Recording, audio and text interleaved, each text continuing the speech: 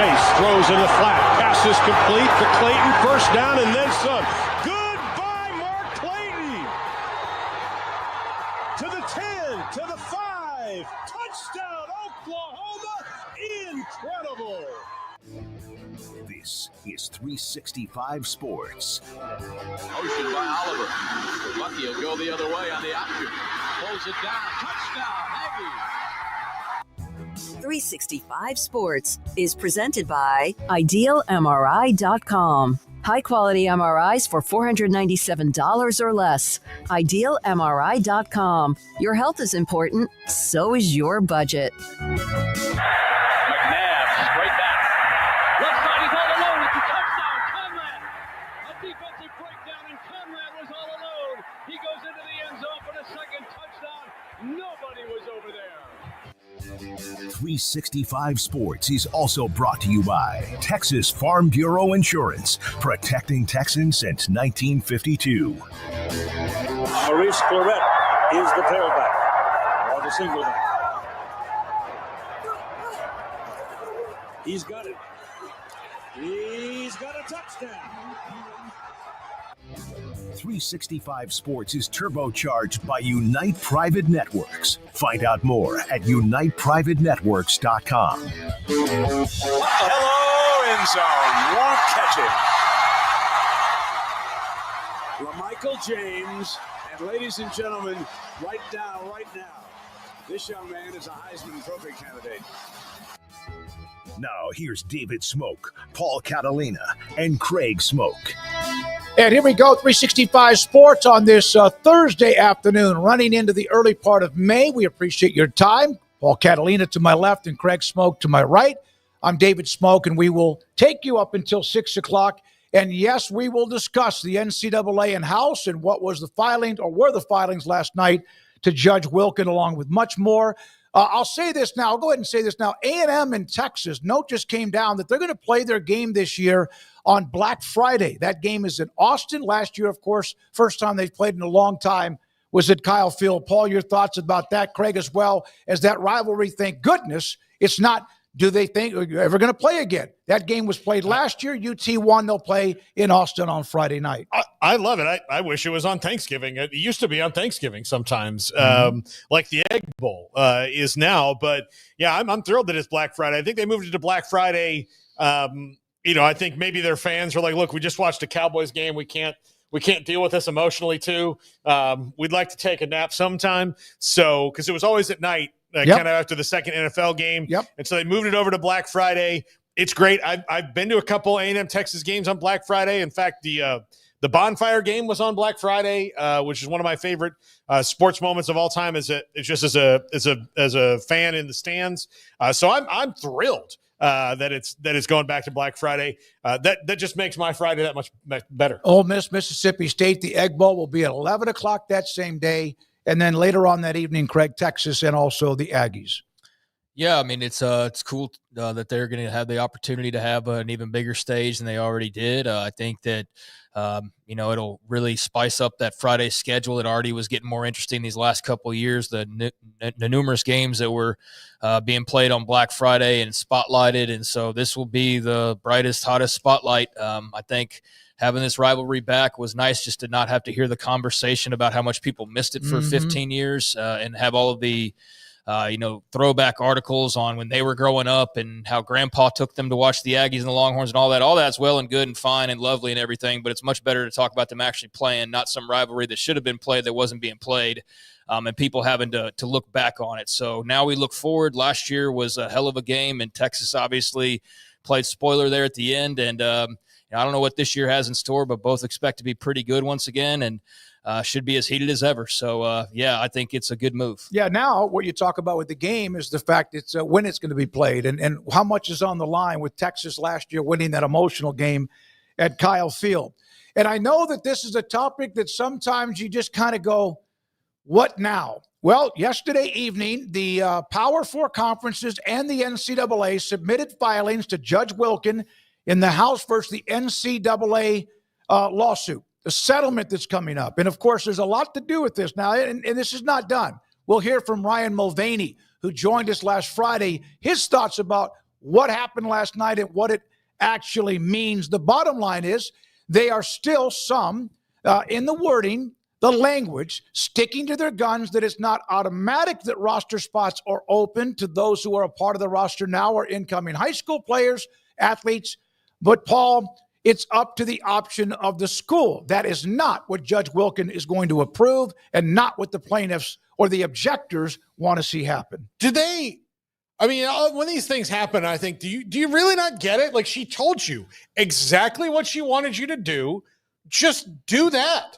Like, why do you keep trying? Like, is Jerry Jones running this thing? Mm-hmm. Like, why do you keep trying to negotiate a deal that you know what the final is going to be? You know, and I use that parallel because that's kind of what Jerry does. Is he's like, deadlines make deals, and the agents know that, so they know they can push it to the end. And by the way, pushed it to the end 3, 10, 12 months later, it's going to be the same contract as it would have been. They would have been. And, you know, there's other players out there that you know the framework of the deal. You just, you know, make it bespoke to the Cowboys and not the Browns or the Bengals. Well, the NCAA was told by Judge Wilkin directly what to do, and then they couldn't help themselves by saying, like, well, it's going to be optional for them to grandfather it in, as opposed to saying it's mandatory. And when you have schools that, given the choice, will do it, now a lot of them probably will. I mean, we're going to talk about one that's going to, but for sure. But you cannot. When you try to regulate something, this is what the NCAA doesn't understand. When you try to regulate something, you can't make it optional. So you can't say, hey, you know, the speed limit is 75 if you want it to be. Like, no, the speed limit is 75. That's why you get tickets if you get caught going well over that. This is like, they're like, well, you can do this. We'll allow for it. We're not going to be mad at you. And it sounds like they don't understand that they don't have the power in this situation. Yeah, I don't know what she's going to do, but of course that will come in what is a couple of weeks. Craig, you're basically numb to this. A lot of people are, but it is a new part of the story that eventually we might get to the end.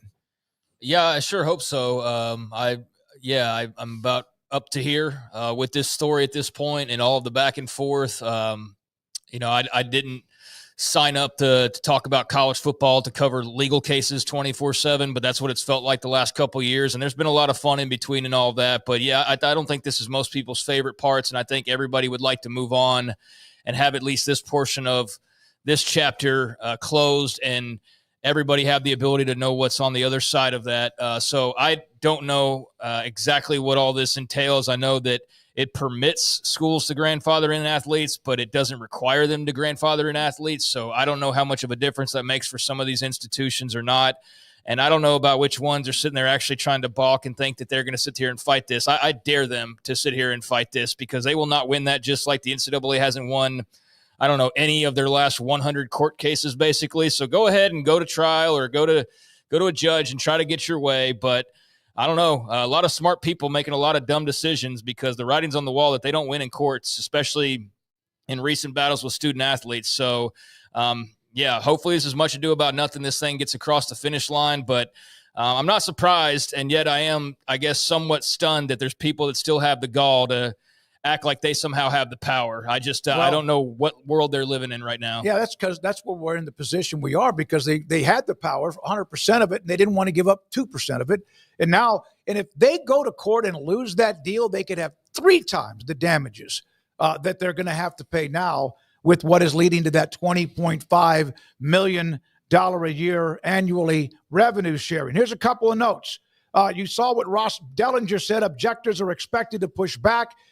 This is from Mitch Gilfillan, House Dilemma. If schools have option to re-roster spots previously cut, there may not be room or money available, because some of them, they've already made these decisions, including, he's put this out there, a Big Ten assistant football coach. No chance we're giving these spots back.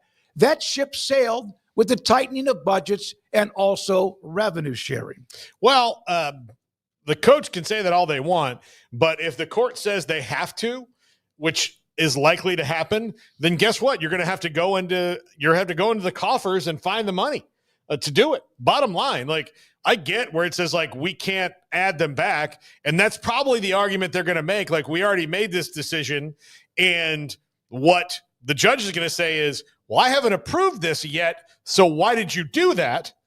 Because it's not approved. You guys made a gigantic assumption. So here's what you're going to have to do, and you're going to have to figure that out. Like that to me is I'm not so like this coach has a very good point, but when it comes to the schools crying like, well, we had to tighten the budget. You know what she's going to say in a legal sense is boo-hoo. Well, she's also going to say, Craig or Paul, that we never said this was a done deal. You all started making those decisions on your own by saying, okay, this is what's going to happen. We're good to go. We're going to come to a compromise. And so we're going to start cutting people now. Now, Notre Dame, they have looked at this differently. And there's going to be others. There'll be many others. AD Pete Vivacqua, long a proponent of phasing in roster limits, telling Yahoo Sports the school will honor the roster spot of all current athletes,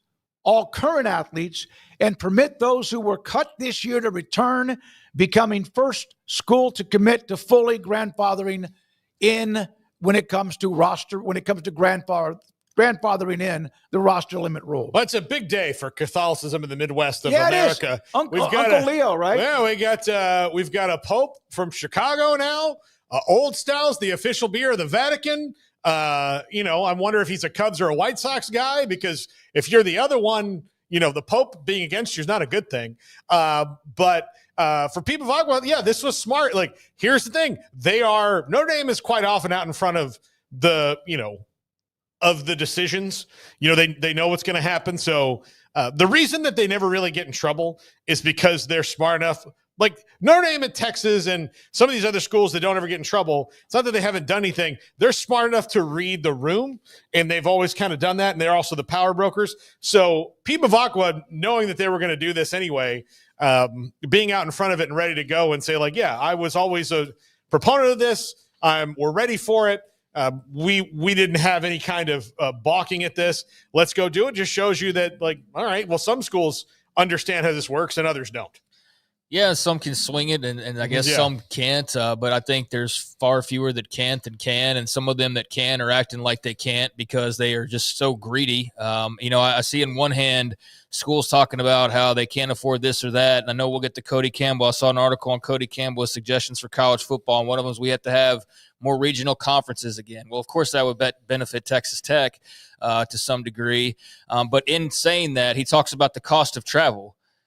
It's like you're the guy spending $30 million on a transfer portal class, and you're talking about the cost of travel is why college football is in a crisis mode and college sports needs government intervention. It just doesn't add up. And so when I see schools talking about how they suddenly can't swing these scholarships that they were so quick to cut, boy, but they heard they could go snipping, man. They snipped right away, and all of a sudden they might have to backtrack. Well, I don't know where the money is now. Like we're just poor paupers over here. We can't possibly afford that. I think most schools could probably do it. They just don't want to. So I commend Notre Dame for just saying we can do it and we're going to, and no drama. We just move forward. That must be nice as opposed to those trying to fight this thing with every tooth and nail they possibly can. So, yeah, good on the Irish for doing that. I hope that's what happens with most schools is those athletes who kind of got snipped without too much warning or too many landing spots still left. I'm glad that they're going to have at least a little bit of a parachute given how chaotic and quick this has all moved. Speaking of Cody Campbell, one of the billionaires that is a part of Texas Tech in their hierarchy and donors, et cetera, Board of Regents for Texas Tech, and Nick Saban will be a part of a presidential commission. We have discussed this before. I reached out to Cody, sent him a text late last night when this story hit, and also even called him and left a voicemail. Haven't heard back from him. Not sure if he's going to be available. I'm sure he'll have a quote or two. But we all kind of wonder. Our next guest, I asked about, can this work in any way, shape, or form? Paul, you don't think it's going to work? Well, I mean, they've done the commission thing before. It doesn't matter where it comes from, what president it comes from, what party it comes from. It doesn't work. It doesn't do anything. They're just going to write up a report and go do these things. And, depending on who's on the commission and what their agenda, their personal agenda is, whether it's Nick Saban or Cody Campbell or somebody else, they can make a recommendation. That doesn't mean that anybody has to do it. And, these things, presidential commissions on things throughout history are mostly for show. This is for show. And look, Donald Trump responds well to celebrity. So if Nick Saban asks him to do something, he knows it's going to make him look cool within a certain group to do that thing and say, look, I'm the guy who solves all these problems. It's not going to. There's one answer. Now, if this commission comes up with, here's how we get to collective bargaining and how we do it, and here are some things that we're going to add on to the collective bargaining to make this unique to college football or college sports so that it will work and we can avoid lawsuits, then that commission is worthwhile. But I don't think that that's what they're trying to do here. And I don't think that this presidential commission on college sports is going to ask a lot of athletes or representatives of athletes what their opinions are. Now, Cody Campbell, having dealt with it, it's good that he is on that commission, but I don't, they've done this before. They know the answer. They're just trying to find another way to avoid the only thing that they can do to fix it, which is collective bargaining. And that's dumb. Like, the medicine is not going to taste good, but it's still medicine. So you got to take it. Well, I don't know enough about how all these work. I've heard Nick Saban talk. It seems like he makes sense when he does talk, but can that lead to anything? I don't know. Craig? Yeah, it can lead to Trump signing an executive order and just cut right through what all you're talking about there. I mean, right? Couldn't that be the clear all, end all, be all? But executive orders, almost all of his executive orders have been challenged into court so far because he actually does not have the power to do that. That's what Congress's job is to do. So if they have anything in whatever he signs that is not up to snuff just because they say this is how they want it to be and him sign an executive order, they're going to go right back to court. And this is also coming to salary regulation, right? That's what it comes down to. Ultimately, that's what NIL is, to salary. The president of the United States does not have the authority to regulate private salaries. Never has, hopefully never will. And that's what this would be doing on an executive order. That's not going to, none of that flies. None of this works in that regard. So executive orders, for the most part, historically, not just now, are not really worth the paper they're printed on, because the minute that Donald Trump is not president and somebody else is, they can just go, undid it. Yeah, well, I mean, that's what's been brought up in the articles that I've read is the possibility of an executive order, and I don't know it as well as you do, so I'll default to your knowledge on how all that works. But that's their hope. I mean, they're turning over every rock and stone and combing through everything they possibly can other than the answer that's right there in front of them, because that answer would mean having to give up some more of their money and having to actually cede ground. So we know that's not what they're going to do. Instead of just coming to a collective bargaining agreement, which would be simple yet expensive. So again, it's back to money. Let's just try to get the president to give us an executive order and solve all of our problems is basically the route that they're trying to go. Well, so the thing is, I don't even have to necessarily sue and worry about that changing, but because, and I know that there's people out there that don't admit this, one day Donald Trump is no longer going to be president, and somebody who diametrically opposes him is going to be president again, because our politics are cyclical in this country, and that's how it's always worked. And when that person comes in and the same thing happens, we're like, well, this is not fair to college athletes. Well, all I have to do is rescind this executive order and it's over. So executive orders are the most temporary fix to any problem, even if they can do anything to solve it, which most of them can't, because that's not how the bicameral legislature and checks and balances works within our Constitution. All right. So there's the latest. Cody Campbell and Nick Saban. Craig? I mean, I think it's all just spinning in circles, and that's all well and good, I guess, for the people that want to just keep burning time and just trying to do anything but what would actually be the final answer. I guess eventually, maybe at some point, they'll have to be forced into that situation. I don't know, but I don't know that this is the answer. It certainly doesn't appear to be, although it makes for a fancy headline. Good on Cody Campbell, though. I mean, to have that much influence, I mean, what a year he's already had. We talked to death about Texas Tech and their offseason, and to have a guy who's being appointed as the second name along with Nick Saban to this executive commission is, it's a nice honor for him, and a great thing for Texas Tech to have that type of representation. So I think you're celebrating that regardless of whether it amounts to anything in the long run or not, just having that level of influence and that level of notoriety from your big booster. So I thought maybe the hits would stop playing at some point. They would not be able to go get any more recruits. And now here's the guy who was making all the noise by going and getting those recruits, now getting the headlines himself as part of this commission. So it's been one whale of a 2025 for Texas Tech so far in a good way. And yeah, we'll see where this goes, but I think that at least you feel like there's somebody, if you're a Big 12 school or not a Big 10 or SEC school, that there's somebody similar to you that's, you would believe, fighting the good fight and fighting for your interest and not the interest of the top 1%, which is often the way that it seems to be. All right, Ryan Mulvaney gave us a lesson last Friday of what was going to happen, what was going on, not just with House versus the NCAA, but also NIL, the transfer portal, college sports in general. This is what he does. He's a sports litigation attorney, and he joined us last Friday, gave me a few minutes earlier today to discuss the latest on the filings and really what all of this might mean. Thanks for your time. So I guess the filings were in late last night to Judge Wilkin from the NCAA and the power conferences, and it seems like they've moved a little bit, but it still comes down to not quite, I don't think, what Judge Wilkin was wanting it to do. What's your reaction? I agree, and thanks again for having me. I agree with you. I don't think this goes as far as Judge Wilkin wanted it to go.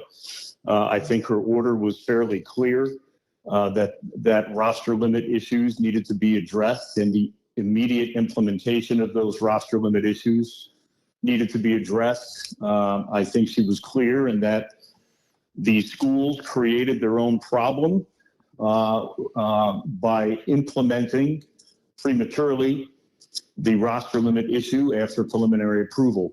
I'm not necessarily sure this goes all the way, but look, this is in the hands of the judge now. She can review the revisions to the now fourth amended settlement agreement. She'll have the benefit of the objectors when they file their responses, and then counsel will have an opportunity to file a reply.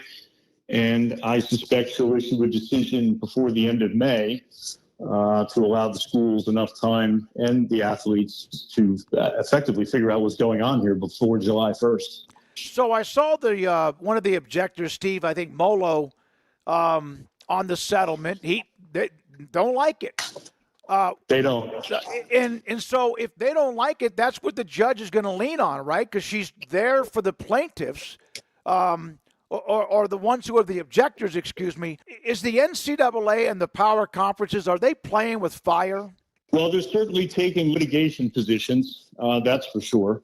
As you can see with their supplemental submission after supplemental submission, they don't, for whatever reason, fully want to give the judge what she's asking. I'm not in the room. I don't know the legal strategies behind that, but it would seem fairly simple to me to be able to tell Judge Wilkin, look, we heard you. We understand what you're saying, specifically with respect to the negative harm, although that being redundant, I guess I should say just harm visited upon current college athletes and current high school seniors who have committed to universities to play and have had roster spots. And we will not implement roster limits until all of those kids are out of school. That would alleviate any harm to any athlete presently in a university or a high school senior who has presently committed to a university. Almost like the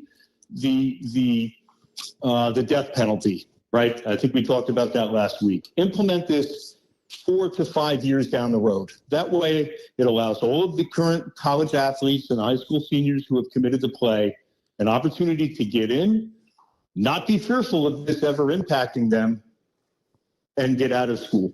And then you can implement it so that the high school freshman today will have to deal with roster limits down the road. The high school junior today or sophomore today will have to deal with that down the road.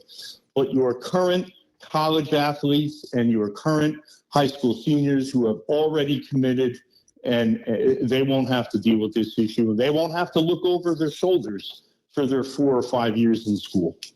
Right. That would be the simple approach. I don't know if you saw this, but I happened to see this. It's from an attorney, Mitch Gilfillan, I think his name is. He goes, House dilemma. If schools have option to re-roster spots previously cut, they may not have the room or money available. From a Big Ten assistant coach, quote, no choice or no chance are we giving those spots back. That ship sailed with tightened budgets and revenue sharing. I saw that quote too. I'm not surprised. As I mentioned yesterday on X, I'd be surprised if any university unwinds their decision to cut roster spots. Although I will give credit to Notre Dame, who has come out today I saw that, yeah. to take the very opposite position and say, look, we understand the environment here. We understand what's going on. And, we are not going to, we're going to honor those student athletes who have roster spots. And for anybody who has transferred, you can come back. A great approach by Notre Dame. But I'm not surprised that other schools may take a different approach. Look, they've complained about the issue all along, about having to now unwind that which they have already done. As Judge Wilin noted, they have created their own problems. Yep. So this whole ship has sailed, it's too expensive, we don't have the money. Well, you created that issue. And if a federal judge tells you to unwind that which you have already done, you don't have a choice. You either do it or you're in contempt of a court order. So, the schools can proceed at their peril. They can do what they want. But if I'm advising them, I'm saying to obviously to any school, you have to honor a court order. And if the court order says you have to, allow student athletes to come back, and as a result of that, other student athletes on those rosters are not harmed, then you have to do it. I mean, imagine a scenario where you have, a roster limitation of 15, student athletes then leave, and now they're allowed to come back. Well, what happens to the other student athletes who are on that roster? Are now they subject to a roster limit? As I mentioned before, I think the easiest way to resolve this from a practical standpoint is implement this stuff down the road. Let all of the current college athletes participate in their sport at the universities of their choosing without fear of looking over their shoulders, wondering if they're going to be here today and gone tomorrow, and let them compete and graduate and cycle in and out of college athletics unharmed, and then implement your roster limits down the road. Which was more of a mistake? They continue to go back to Judge Wilin by not quite doing exactly what she's asked them to do, or that they jumped the gun because they thought this thing was going to be smooth sailing and started making roster cuts? Look, I think certainly in acting post preliminary approval, I'm not sure that was, look, I don't know if it was a strategic decision to do that or what. I mean, we could have an argument and debate on that issue, right? Did the schools intentionally act prematurely to create this situation to say, Judge, hey, we can't go backwards now. This is what your this is what preliminary approval caused, and look, we can't go backwards. I think, look, I've handled class actions on both sides of the V, implementing, major substantive provisions of a mere preliminarily approved settlement agreement that does not have the benefit of objections, right? That to me was a little odd. I do understand the school's position that, hey, look, we're on a timeline here. We need to know what we're doing. And it can't be, we can't make all of these decisions and budget issues and resolve all that stuff within a week. We need to have, a good amount of time to do that. So, I guess I understand from an outsider looking in perspective, maybe why the schools jumped the gun here. But again, they created the situation in which they now find themselves. So, I don't think, telling hundreds upon hundreds, if not thousands of kids that they no longer have a roster spot was probably the best way to go. In addition to that, almost disputing what the federal judge is asking for is probably not the best idea either, right? I mean, she holds the hammer here. She could say, at the end of the day, after getting the objections in on the 13th, I mean, look, this all comes down to fundamental fairness, right? Mm-hmm. So she could say, I appreciate all of the work that everyone has done here to try and give me a suitable and approvable in final form settlement agreement. But I just don't see it. Motion denied. We already have some dates in the case management order for motion practice on experts and things like that. But now I'm going to set a trial date. And as I had mentioned before, once she sets a trial date, you just wait to see how fast people come to the table and say, all right, Judge, we'll give you what you want. Because I don't think in any capacity the defendants want to go forward with a trial.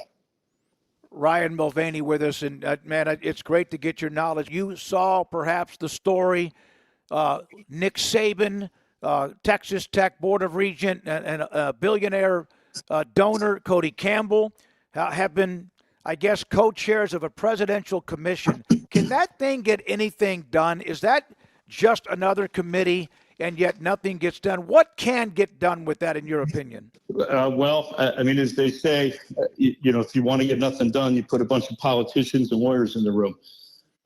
So this is the concern I have. I really hope that they expand. I know, Coach Sabin is this is just recent, right? It was, I believe, yesterday, and AD Campbell, I believe today or late yesterday. So this is new.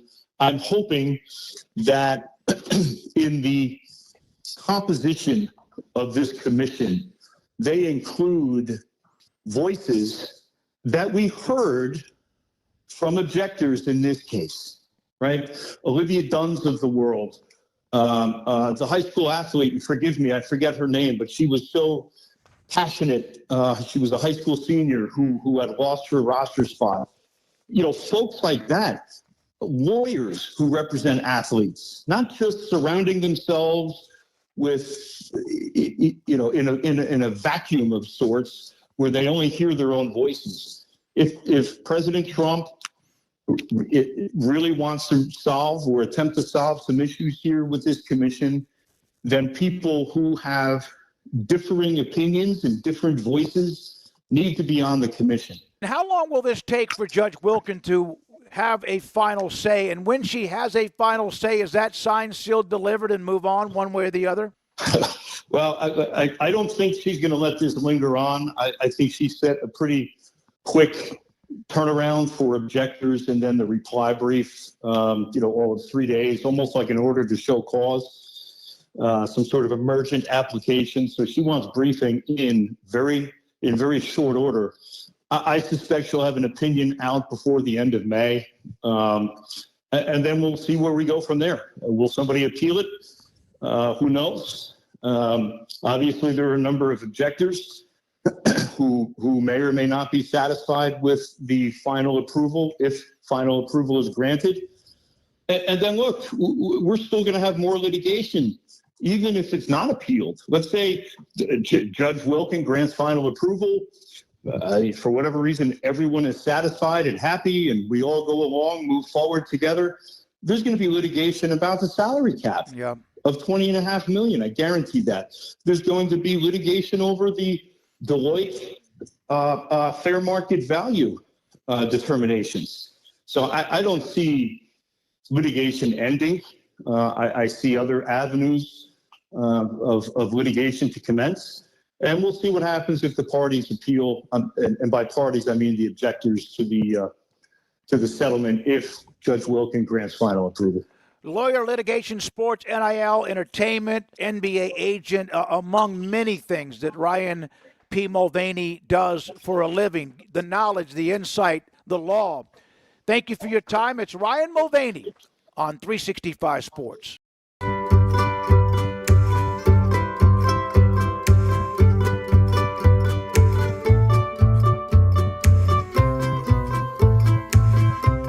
pleasant. It's different than any other dentist office. I really feel like they care. And it's not that you're here for 2 hours waiting on someone to take care of you. It's quick and easy, and I bring my kids, and my kids love being here too. They really love the treasure box. Staff is really nice and accommodating, real friendly. You feel more like home. It's not sterile looking. Everybody has their own personalized rooms with decorations and decor, and they'll even have a blanket for you when it's cold. I've recommended people to actually come here, and they are patients now. I really love it here. It feels like family.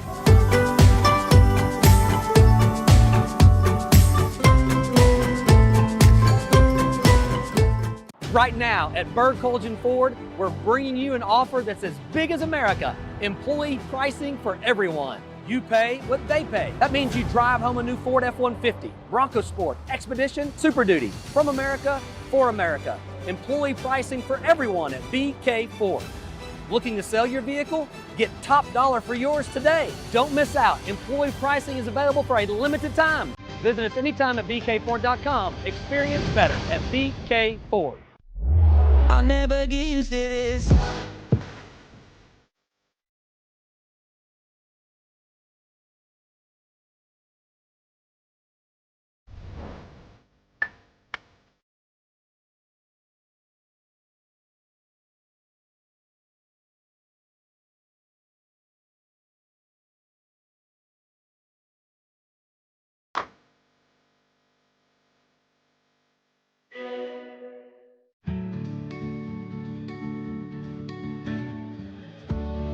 Whatever it is you wrangle, whatever seeds you sow, no matter what you nurture or what you choose to grow, at Texas Farm Bureau Insurance, we're proud to protect all Texans.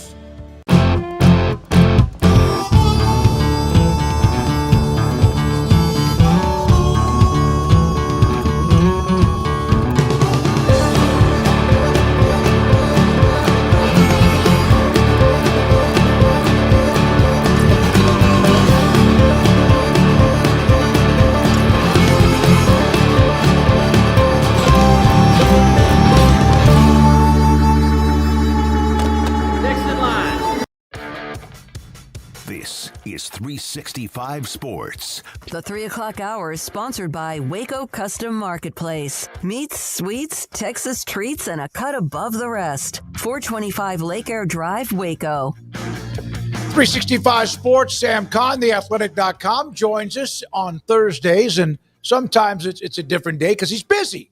And Sam, thank you for joining us again today. So where do you want to start? With Sabin and Cody Campbell?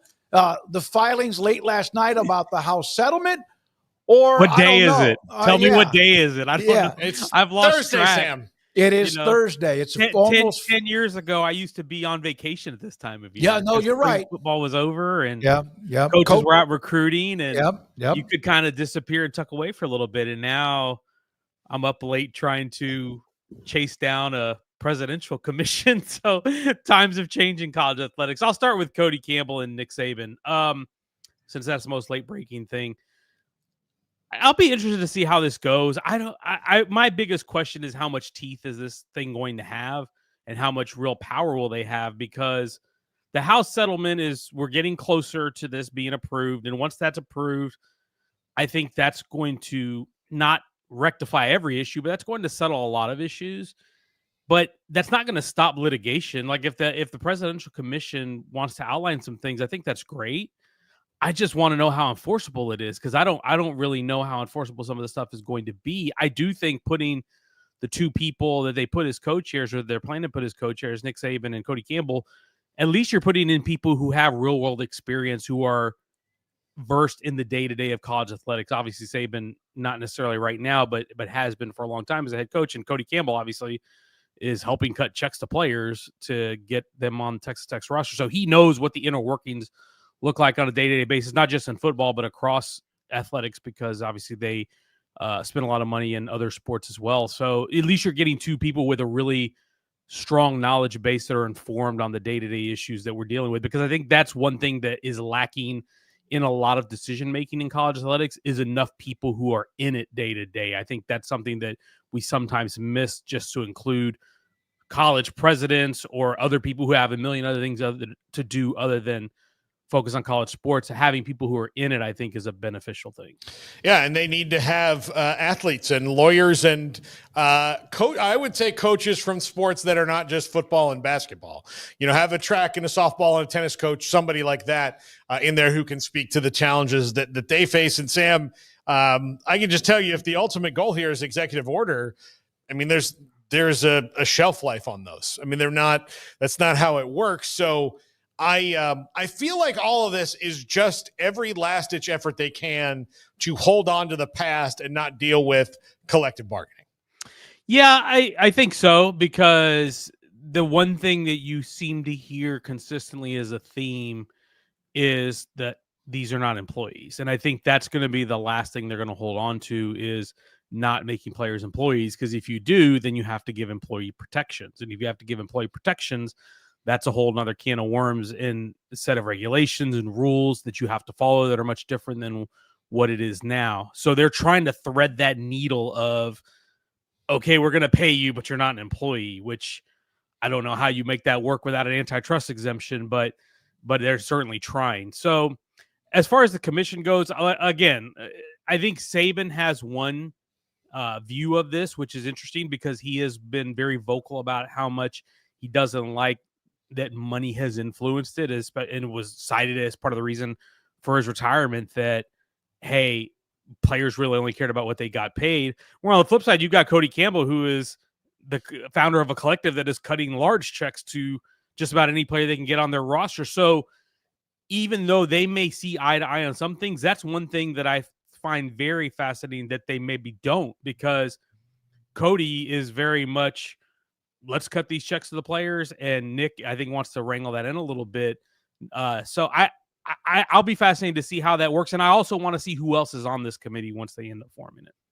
And in particular, would you like to see somebody representing the student athletes on this committee? Because that seems to be a big missing piece. I know we've got two names that have been mentioned, but I saw, I think most people's initial reactions and kind of the outcry, if anything, was, well, I don't know if this is going to get anything done, but like, this doesn't favor the student athlete, just these two and guys like this. They need to have some players or former players involved as well. Absolutely. And I think you saw that with the House settlement hearing. If you guys remember back on April 7th, having the testimony and having the perspective of actual athletes and players and people who live this and who have to go through everything and sacrifice and have to balance the class with the athletics and how many hours they put in and the opportunities that they have, that voice is invaluable. And I think it is far too often that they don't have a big enough voice at the table. I know there are a lot of NCAA committees and oversight groups that have a slot for, maybe a few slots for athletes, but there's not that many. Most of it is made up of administrators or people with some kind of power.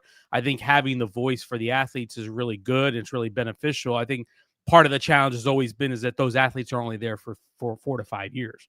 And so, and that's also when we talk about the settlement is going to affect a group of athletes that are not even there yet that will come later. And that's what makes this so challenging. Whereas in professional sports, they have a union and they can argue and bargain on behalf of themselves. That's not the case here. And you do have some groups who are trying to do that. There are groups out there trying to get players to unionize. And I don't know if we'll ever get that far, but I think your point, Craig, is right, is that having the athletes have a voice at the table is really important, because they're the ones ultimately being affected by this, especially when you talk about the roster limits. Like, those are athletes that are suffering those consequences, some of which have already been cut at this point, some of which who are waiting to see if they're going to. Yeah, and they're the ones, the objectors, so to speak, when it comes to the House settlement and what the filings were about. The objectors are running this thing as much as the judges, aren't they? Yeah, and I think because Claudia Wilkins, the judge, has been very empathetic to them, and I think rightfully so, because these are athletes, especially for the walk-ons. The walk-ons who don't have a scholarship, who are paying their own way, that they are very much have much more to lose than a scholarship athlete, so to speak, I think, because they're already giving a huge sacrifice to play. And so now you're going to say, well, we were going to make this arbitrary roster limit, and now you're off the roster. And I will say it's boggled my mind that, and I know you guys touched on it earlier, it has boggled my mind that Claudia Wilkins pretty much spelled out what she wants the response to be from the NCAA and the schools on the roster limit. And it seems like they keep inching toward that way, but never fully getting there. And I just don't understand it. Like it's like a parent telling you what to do. It's like, hey, clean your room and make your bed. And you pick up a few things and you leave. And then she tells you again, your mom tells you again, please make your bed and clean your room. And then you make half the bed, maybe throw a pillow on there, and then you pick up a couple other things. No, eventually she wants you to clean your room. Just do it. Just get it over with. And giving people the option of doing it rather than mandating them to do it, to me, it just drags it on. Oh, by the way, we are less than 2 months from having to pay it. Like this is supposed to go into effect on July 1st. So we're now less than 2 months from that, and we may not get full approval for another few weeks. So we're talking basically a month's runway, essentially a little bit more than a month's runway to get this. And now, granted, schools have been preparing for it, but it's all very symbolic of how we've handled everything from NIL to reduction of transfer eligibility to everything else that we've had. It's just all very haphazard and not very planned out thoughtfully. Judge Wilkins going to send him to the timeout corner or just beat him with a belt. Yeah, that you don't want mom mad, right? Here's the other thing, Sam. She's trying to retire. Yeah, like this is the last thing she's gonna do. Yeah, this is her going out. Yeah, don't anger a person who's trying to like get out the door. Just here's the thing: she wants to be done with this. Like I think every time she said, like I like everything but this one thing, and they're like, I mean, sorry, and then like, why are there deal breakers at this point? And that's why, that's just why, when you commission this, commission that, all of this is avoidance. It's just avoidance. And it's really, really sad that we keep having to talk about this. Yeah, it's frustrating. Craig got hit it up off the top. I didn't get into college athletics to cover court cases, although we've all had to learn how to do this. So I will tell you, I had a lot more fun last month when the transfer portal was open, actually talking about football and what players are going where and what they may bring to their team. So I'm really anxious for this to get going, for this to get approved, and for us to move forward so that we can actually talk about ball. Because you guys mentioned it earlier too, Texas A&M is going back to Black Friday. Like I'm excited for that. That was one of the most fun experiences I had last year was Texas A&M, and that's ultimately what we're here for.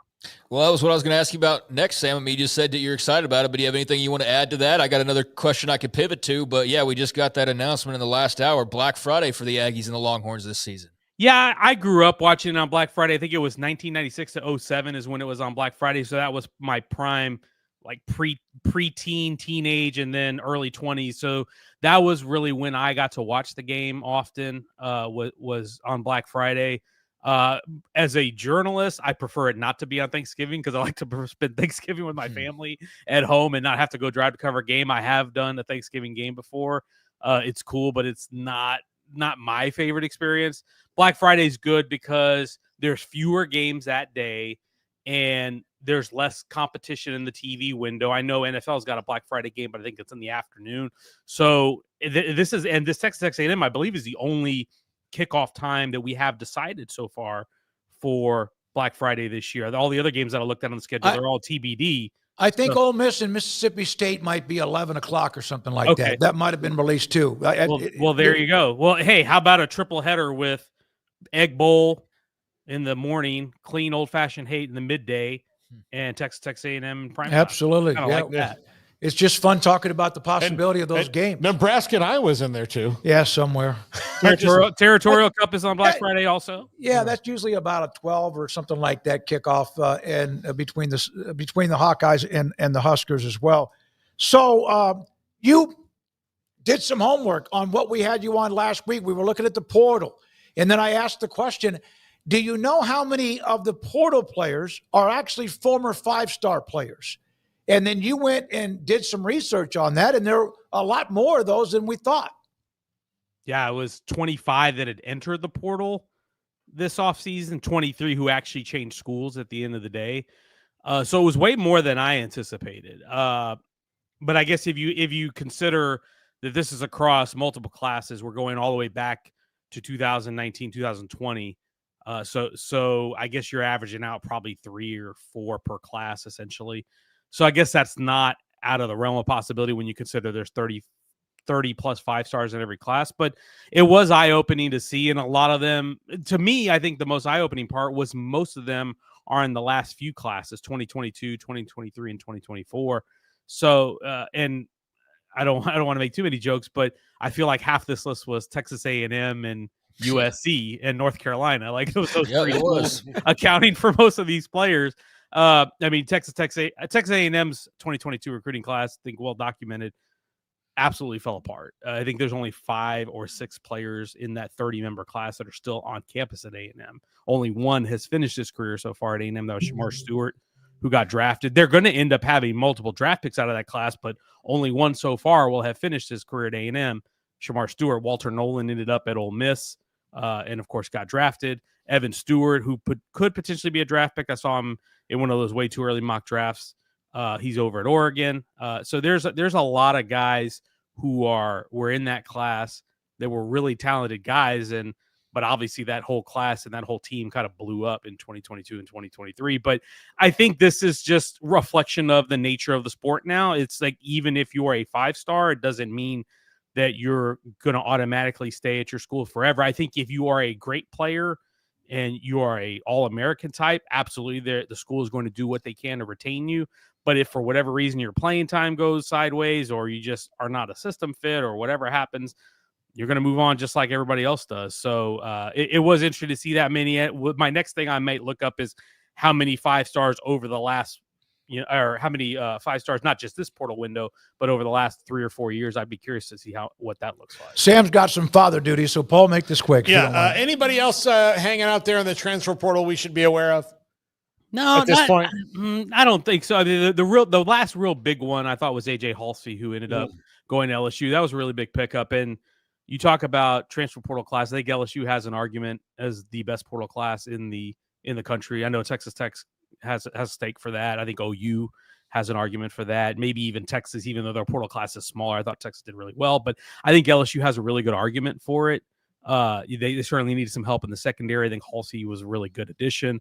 And then you look at what they put around Garrett Nussmeier. They went and got Nick Anderson, Barian Brown from Kentucky, Bauer Sharp, the tight end from Oklahoma. Like they've given Garrett Nussmeier some weapons.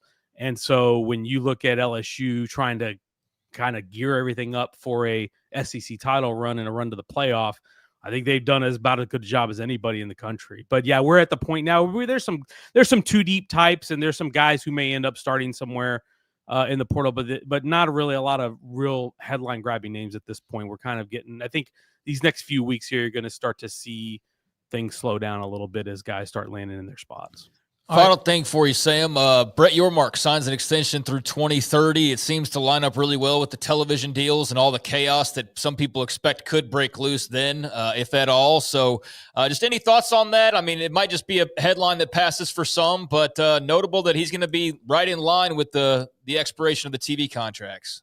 Yeah, no, I think it's good for the conference. I think he's been really good for the conference's branding, the conference's image. They've been very, obviously, putting them on stable footing with everything they did from a realignment standpoint. That really helped solidify their foundation. Getting the TV deal done a year earlier than scheduled, which I think put them ahead and helped them ultimately avoid the fate that the Pac-12 ended up suffering. So I think his legacy is very secure. He's been willing to try a lot of different things, which I think is good for the conference, because they're not necessarily going to beat the Big Ten and the SEC in headlines because they don't have the big brands that they do. So you got to be creative, and I think he's done that. Not everything he does is going to work. Not everything he does is going to be met with arousing excitement and consensus from all the other ADs and schools in the conference. But I think he's largely operated with the conference's best interests at heart, and I think he's been a good steward for them, and I think it's good that they locked him up for a little bit longer. We got you out a minute before you asked us to. Thank you, buddy. Appreciate it, Sam. Great stuff today. Sam Conn, theathletic.com, with us Thursdays, and today a bucket load of college football topics to discuss. And coming up, we have more. Max Olson, ESPN. His thoughts about where college football is with all the moving stories, and it is refreshing to talk about a game that's going to be played later on in the fall rather than constantly legal this and that. But That's the way it is today in college athletics. And this is 365 Sports. The Baylor Alumni Fan Engagement Group with Doug Furch and Paul Thorpe. They will help you set up if you're having any kind of a party. Mainly we're discussing during football season, tailgate parties, watch parties. If Baylor's in the NCAA tournament, wherever you are, not just in the Waco area, but wherever they might be playing. They can help you with that. It might just be some kind of gathering to get ready to decide what you're going to do during football season, or an event just to have Baylor alums, donors, and more fans get together. Paul Thorpe and Doug Furch are your answer. We have been on the road before in the past, and they have set it up at team hotels and also outside of stadiums before. The Baylor Alumni Fan Engagement. For more information, go to baylor.edu. Let Camille Johnson Realtors guide you seamlessly through the process of buying your dream home or selling your current one. Commercial, farm and ranch, or residential, Camille Johnson Realtors can smoothly and successfully lead you through any transaction. With a team of 28 experienced agents who are excited about serving you, Camille Johnson Realtors services the entire greater Waco area. If you're in the market to buy or sell, contact Camille Johnson Realtors, 104 Midway Center in Woodway, or find them online at www.camillejohnson.com. Camille Johnson Realtors, elegant, charming, warm. Welcome home. Pizza, burgers, and Bears football. There's no place around Waco that serves them all other than Bubba's 33. Come show your green and gold and enjoy some of Waco's best food and beverages while watching your favorite team, the Bears. When real Bears fans get hungry, Bubba's 33 is the #1 spot for ice-cold drinks, hand-stretched, stone-baked pizzas, and bacon-infused burgers. Join us for indoor or patio dining. Bubba's 33, Waco's restaurant and proud supporter of Baylor Bears football. Sick 'em, Bears. Don's Humidor, your home with a 48-foot walk-in humidor with the elite cigar brands from around the world, including the #1 cigar of the year, Aging Room Cuatro Nicaragua. Plus, they have the great brands like Macanudo and Artur Fuente, Rocky Patel, Aston, and so much more. CBD, great for sore muscles, aches and pains, sleep, Vita Dreams, and anxiety, mild depression, general health and wellness. Their staff very knowledgeable on the subject. Don's Humidor in the Townwood Shopping Center off Valley Mills in Waco. Ready to take your business to the next level? Carrion Solutions has got you covered. We deliver world-class IT consulting, including Quest On Demand and Migration Manager, M365 and Exchange migrations, Active Directory assessments, security hardening, and Windows Server upgrades. Our experts specialize in consulting, monitoring, support, and managed IT services.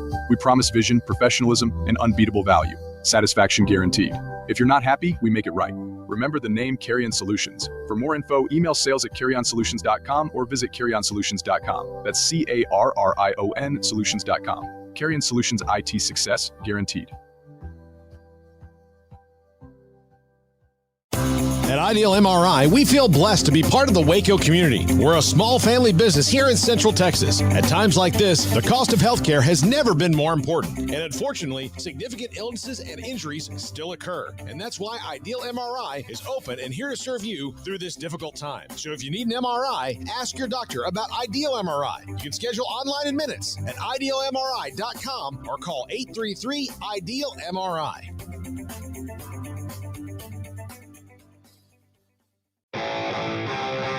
This is 365 Sports. Text us at 254-339-1122.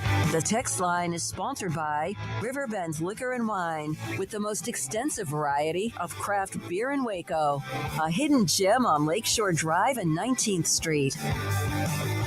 We start this 4 o'clock hour. Max Olson from ESPN joins us. As we are in studio 365 Sports, just a little bit west of McLean Stadium off I-35 in Waco. Max Olson, thank you, Max. Appreciate your time. So much is going on. We'll let you choose which topic. The transfer portal's not empty because there's like 4,000 kids in there, but maybe the best players available. The Presidential Commission and or the House versus NCAA settlement that never seems to ever end. Let me give you my thoughts on the NBA playoffs first. How about that? Man, the Knicks are leading the Boston Celtics 2-0 right now, which is shocking. How about that? Yep. Yeah, it's a lot. It's a lot. Isn't it just a crazy time? I mean, I feel like we've probably been saying this for a few years now, but isn't this just a crazy time to follow and cover this sport? Yeah. Yep. Yeah. I'd love for it to chill out at some point, maybe Okay. that'll happen. And obviously I think that is the overarching theme here is people trying to figure out how to establish some control and some consistency with this stuff. Max, here's how weird it is. The President of the United States gives the commencement address at a big football school. Their legendary coach whispers in his ear that we need to do something about college football. And then all of a sudden there's a commission. Like, this is a weird timeline. It's very weird. Like, that would never happen in any other era. Ever. Yeah. And I don't, it's interesting. I think you've heard post-retirement, like I think you've heard Nick Saban sort of express some of his concerns about college athletics now that he's out of it. Certainly Cody Campbell has written pieces like laying out how he feels about all this stuff. I think he's been pretty transparent and trying to be like constructive in terms of talking about this stuff. But ultimately, like when you put that group together, what is the real like agenda there, and what do they look to accomplish? I think is a pretty interesting question mark.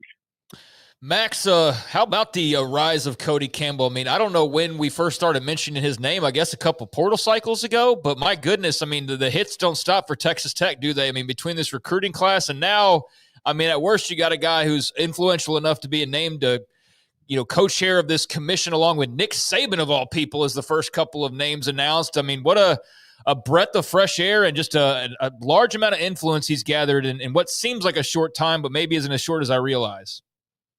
Yeah, I mean, even like it's the accomplishments are so stacked up this year that like it probably kind of slipped under the radar like a couple weeks ago that like, oh yeah, Cody's now the chair of the board of regents at Texas Tech now too. So he's certainly got an extreme amount of influence and involvement over at Texas Tech, and there's not just the football program though. I think that part of why like he brings some perspective to all this stuff is because he's done this at the ground level in terms of running a collective, and so he understands what this is like dealing with agents, what it's like dealing with sports beyond football, and the importance of trying to maintain those sports. And I like I said, very interested to see. Obviously, we're at the very beginning stages here of even putting something together, but how that concept collides with the House settlement, I think is a pretty fascinating thing here, because I think everybody right now is just trying to get the House settlement to the finish line. But the reality is, as soon as that's sort of codified, I think that is going to face legal challenges. Max, Jake Trotter, we've known Jake a long time. He got away from college football for a while to go cover the NFL, I guess, if you want to consider the Browns the NFL. But he has now written an article about the trend, the rise of the general manager. And we have discussed this at times, but anything in particular you saw from what he wrote, and just your thought about, we had a question yesterday, is this a trend for now, or is this the future?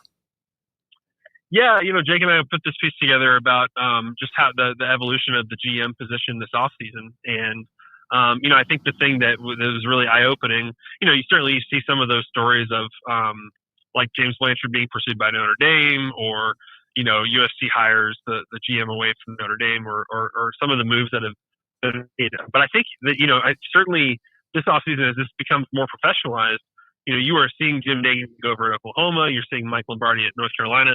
You're seeing guys with NFL backgrounds enter into this world and doing so at some of the highest salaries that the GM's ever been paid. And I think there's a lot of intrigue there for the longtime folks who've been DPPs or recruiting coordinators or whatever the titles have been in the past, who've now taken on these GM titles. You've got a little bit of you've got the folks coming in from the pros who kind of like, they have the experience of dealing with cap and contracts and, some of these elements that are just brand new to the sport. But they also don't know maybe some of the old school recruiting stuff that people have been doing forever. And so, I think that helps to have some of these folks that are raising the bar in terms of pay and responsibilities. But I think for everybody else, the folks who've been doing this a long time, it's a real challenge right now to kind of figure out, hey, how do we get ahead of this stuff? How do we get good at writing out contracts and negotiating with agents and managing this house settlement cap and I think that those folks in the past have been paid like tight ends coaches, but I think the importance that they're taking on in the organization now is up there with the coordinators. I really do. And I think that that's just going to continue to trend in that direction where these guys are not behind the scenes players. They are people who are like in the NFL right there at the head coach. Do you think that it looks like an NFL GM and that position coaches start to look more like professional coaches in that the part of the recruiting will not be so much on them anymore? It'll be up to the GM and his scouts, so to speak. Yeah, I think that's probably a pretty logical future for college football. Is that these assistant coaches who are just getting burned out? Like, why are we sending them on the road to go visit high schools and do all the recruiting on the ground? In the spring or in December, stuff like that. I think like the future probably is that recruiting staffs get to hit the road, kind of like the NFL, where you have scouts that go to high schools, and that's not allowed currently by the NCAA. But I think that's probably you talk to GMs and DPPs around the country. That's something they've been pushing for years. They would love to see that their personnel being able to go on the road and really kind of take on those responsibilities from the assistant coach. And you remember, like we're not too long ago that one of the assistant coaches on the staff just had the recruiting coordinator title and helped organize stuff. But certainly now this is just way more complicated, and you really need all hands on deck now. What do you think about Texas and Texas A&M moving back to Black Friday? As someone who traveled to College Station last year, I don't love it because I'd love to spend Thanksgiving with my family. Yeah. But for us out-of-state folks, tough to travel the day of probably. But I think that's like that first game back in Austin, since the rivalry's been resumed, is going to be incredible. And I would imagine, I think A&M's been setting up to be pretty good again this year. So I would imagine that game could have the kind of stakes that we had last year, where truly, like, if you lose this game, you don't get to go to the SEC title game. Like, I think A&M could at least be playing spoiler in this game this year, because I think this Texas team has got a chance to get back to Atlanta. But going to be an incredible game. Wish it was Saturday, personally. No, I think a lot of people do. The tradition, I guess everyone will get used to it. But having to travel on Thanksgiving to get to a game from out of state, that's going to be a pain. Max, we had Cole Kublik on yesterday, SEC Network at ESPN. He does a great job. Really great analyst in many ways. I asked him about how deep is the pool in the SEC that can actually take Georgia or Texas out. And, obviously there's a handful, but how big is that handful, do you think, when it comes to who is good enough to take care of them if they needed to? Not once in a week or an upset, but in a championship game and get there. Yeah, you're talking about for 25, right? Yeah. Yeah, it's a great question, and this is a project we've been working on of like trying to, like, now that the dust is settled with the portal, just sort of try to look at who's had the best off season out there. And I certainly think LSU has done a lot. LSU, like Texas Tech, has made a big push, a big investment this offseason to be a playoff team. I think just like Ole Miss a year ago, it's definitely a playoff or bust kind of year for LSU. I think Auburn has to love the direction they're pointing in from a roster standpoint. I think they've had an extremely good offseason. Now, will Jackson Arnold or Deuce Knight at quarterback be the guy that puts it over the top? We'll see. They've still got a lot of sophomore talent that probably needs to keep growing up, but I think Auburn is getting closer. I don't think that A&M is going to fall off much. I think they had a good offseason. I'm sure I'm blanking on some. I mean, Tennessee, I think you would expect to take a little bit of a step back after everything that transpired a month ago. But I still think there's, I think the expectations are going to be extremely high for South Carolina. I think they're going to be high for Florida just because of the quarterbacks and the young talent they have returning. I think they're, people sort of, you heard some of the shade a little bit last year about Texas just really didn't play that hard of a schedule in year one. I do think this is going to be a tough schedule for the Longhorns, just because I think there are a lot of teams that can hang with the top quarter of the SEC this year. Max, You mentioned A&M playing spoiler at the end of the year for Texas a little bit. How much of their success last year was, I asked Cole this too, I'm curious your opinion on it, was due to the fact that they kind of caught a nice little schedule run in the middle where some of the teams that you thought would have been better were a little bit down, and how much of it was Mike Elko genuinely improved this team? You're talking about A&M catching an easier schedule or Texas catching A&M catching it? Oh, no, I think Mike Elko did a pretty impressive job, especially with some of the players that walked out the door when he got there, like the Walter Nolans and Evan Stewarts of the world. Like, I think they did a really nice job of taking what they had and maximizing it. And I think he kind of knew, like, post Jimbo Fisher, that, like, Mike Elko had a chance to kind of come in and just, kind of get things back to routine around there, and that, like, kind of just getting things back to normal would almost yield, like, pretty big results. The quarterback situation obviously was, like, pretty funky last year, and they're moving forward with Marcel Reed. But, I don't know that certainly the Wegman piece didn't play out the way they thought, but I thought he did a really good job. And I don't know that it would be, I don't know how much I'd attribute that to schedule. I just think that staff coached them up really well, and I think they've recruited at a solid level. And, I just think that that's a program that, when you can do it right over there, you're going to be in the conversation every year.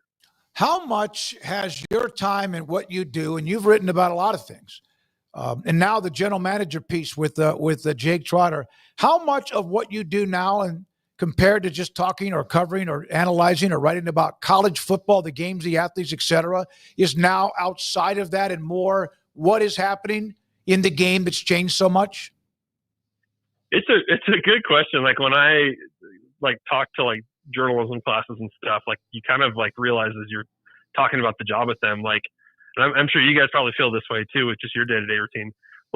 Going to football games and covering football games is a very tiny sliver of the pie of our year and of our job. You know what I mean? I think it's certainly in my job. You are covering the off season as hard as you're covering the season. And so, I think it's a big piece of it. The last few years, really, I don't know, probably since COVID, wouldn't you say? Probably once COVID hit and just all the policy around that stuff. And then you go right into NIL after that. I think in conference realignment, obviously just a completely dominant storyline. I just think all the off-field stuff around college football has really kind of dominated the headlines. And I'm sure some fans get kind of sick of that and just want to focus on the games and stuff. But it has also made this a 12-month sport where we can talk about this. Every Thursday, there's always a bunch of different things to talk about with college football. Max, do you think that if you, me, Sam Khan, Craig, Smokey can be in charge of cooking, because he won't be able to sit in the meetings all that very long. He doesn't like meetings all that much. And pick a couple other rider buddies that you like. If we all got in a room for 4 hours with some pizza and beer, that we could just give the Presidential Commission collective bargaining, regional conferences for non-revenue sports, where's our check? Don't you think we could get that done faster? I think that in the spirit of how all this stuff goes, I think we get together and we just come up with a list of the ways things should be. Mm-hmm. We don't have to actually lay out the plan of here's how you get it done. Here's how we get there. I just think we all have very strong opinions on what this is supposed to be. And let's just focus our efforts there. I mean, we've all got takes on that, but I don't have solutions, obviously. If I had solutions, then I'd be a consultant. Max, here's the thing. In media, as you know, there are differing opinions and arguments about everything. I think those of us that cover college athletics, for the most part, because we have to do so much work on it, kind of know, at least not the solutions, but we know what where the end goal should be. And we all kind of agree on it to the most part, which is pretty rare in today's world. And wouldn't you say over the past few years, I think the majority of people have probably come around to these guys should be getting paid. Yeah. I don't maybe love some of the things that are occurring on the open market, but even some of that stuff, or there should be a playoff, some of the things that we used to argue about, now that you get there, people adjust to it. Yeah, and look, here's the thing. They're worried about some of the things that go, but you could pick any profession and be like, well, here's the shady part of, being a janitor. Like I picked a warrant. The underbelly of the janitor world. Yeah. Here's where you can do some things, in the wide world of coding, like it's just, there could be anything like that. This one's just one that people pay attention to. What made you bring up janitor? I don't know. It was the first job that came to my mind. I don't know. Thank you, Paul's Max. just always had just an implicit suspicion of janitors, I guess. Yeah. Look, I'm just a boy with a dream. Yeah. Thank you, Max. It's an ender, as Chan Gailey used to say at the end of Cowboys press conferences when somebody asked a question that made no sense. Yeah, that's an ender, or just wasn't a very good question. Mm-hmm. Max Olson and Sam Kahn back-to-back on Thursdays. We appreciate both of them. National, incredibly well-respected columnist covering the sport of college football. Around the corner, we have much more to get to. Craig Smoak, and also off the radar, Andrew Valade has put polls up, and we'll have the results of those, of course, after Top 5 at the end of the 5 o'clock hour. But our good friend, Sly Sylvester, former Utah football great, analyzing on KSL, and, of course, what's going on with Kyle Whittingham and his team. We don't know. We're about to find out some of that information. He's next. This is 365 Sports. Went by Don Chimidor and Coffee Beans in the Town West Shopping Center between Valley Mills and Richland Drive in Waco. Cheyenne and Joshua were there. In fact, it's weird. When I drive around town, sometimes no matter where I'm at, I just see Joshua at the bank. Joshua, good people. A 48-foot walk-in humidor with loaded cigars, Padron, Cohiba, Rocky Patel, Romeo Julieta, Macanudo, and they have the wall in the back right side, which is cigars from those in Texas. And also military personnel and retired military that have businesses that they also want to promote too. If you have chronic aches and pains, like I'm talking about where you don't sleep well, yeah, you need to check with a doctor or orthopedic surgeon or whoever, but they have Vitadreams, a gummy for when you go to bed at night, but they also have for bad days. That is true, for bad days. I have a sister-in-law that has got a bad hip. I think I do. She has one that is very painful. I've taken her a bag of that before, and she really does get some relief from that. It is called For Bad Days, and you know what I mean if you have aches and pains that are abnormal compared to just maybe popping a Tylenol or maybe an Advil. It's Don Chimidor and Coffee Beans in the Town West Shopping Center between Richland Drive and Valley Mills in Waco. Alan Samuels House of Travel is a full-service travel agency with highly experienced travel consultants plus support staff with over a combined 150 years in the travel business. They are ready to take care of any travel situation for you, your family, and your business, and with the kind of knowledge to complete a seamless itinerary trip start to finish. They will search for the best deal to accommodate your budget from air to cars, ship to shore, hotel, and even meeting space. Name a destination and they've been there. They know the places to go, and international and missionary travel is one of their unique specialties. Alan Samuels House of Travel, celebrating 50 years in business. Call Connie, Sherry, Linda, or Bambi at 254-776-2560 or find them on Facebook or at houseoftravelwaco.com.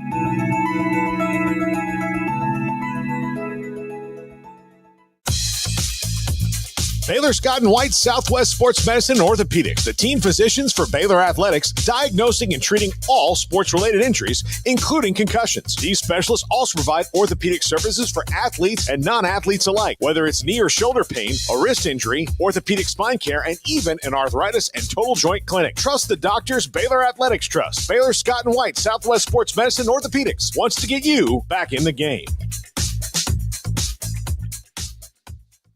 With so many companies and policies out there, it gets so confusing shopping for insurance, and I never know if I'm getting the policy that's right for me. Luckily, I met the team at the Niche Group Insurance Agency. With the Niche Group, you can go to one company and get access to coverage options from many insurance carriers, and you get to speak to a real person about your specific coverage needs. With the Niche Group, I know I'm getting the right coverage at the right price. If you need insurance, talk to the experts at the Niche Group at 1-800-258-8302.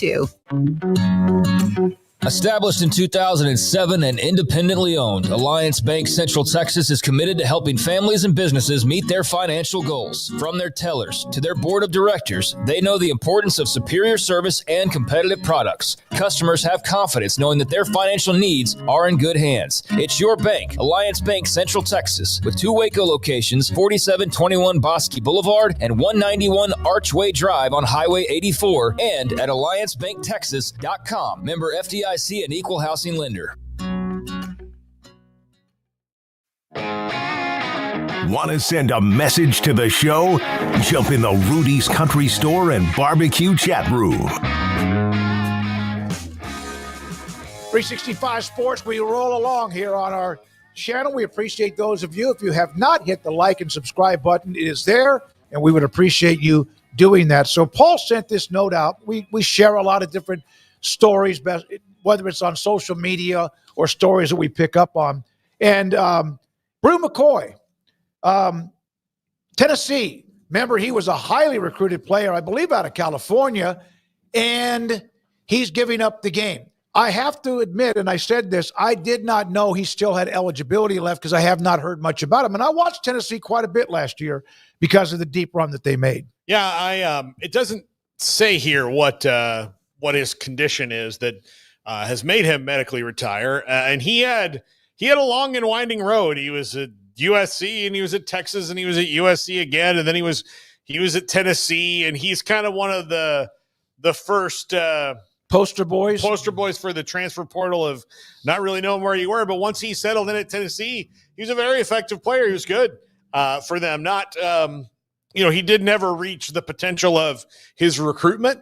And that's not an uncommon story, but yeah, I didn't know he had eligibility left either. I'd kind of been waiting to hear his name as like a preferred free agent or something in the NFL draft, because a lot of these guys who are 5-star recruits like Brew McCoy was, if they don't get drafted, there are teams, especially teams that have guys that were college assistants that may have recruited him. They're like, look, I know it didn't look how you wanted it to in college, but this guy's 6'4", he runs this fast. Let's get him in here and just see what we have. And I have a relationship with him, give him $25,000 and, maybe $100,000 guaranteed, whatever, just to sign and we'll see what happens. But that obviously, he was still maybe going to play at Tennessee, and, they maybe got a little bit of a depth problem there at Tennessee in the skill positions now.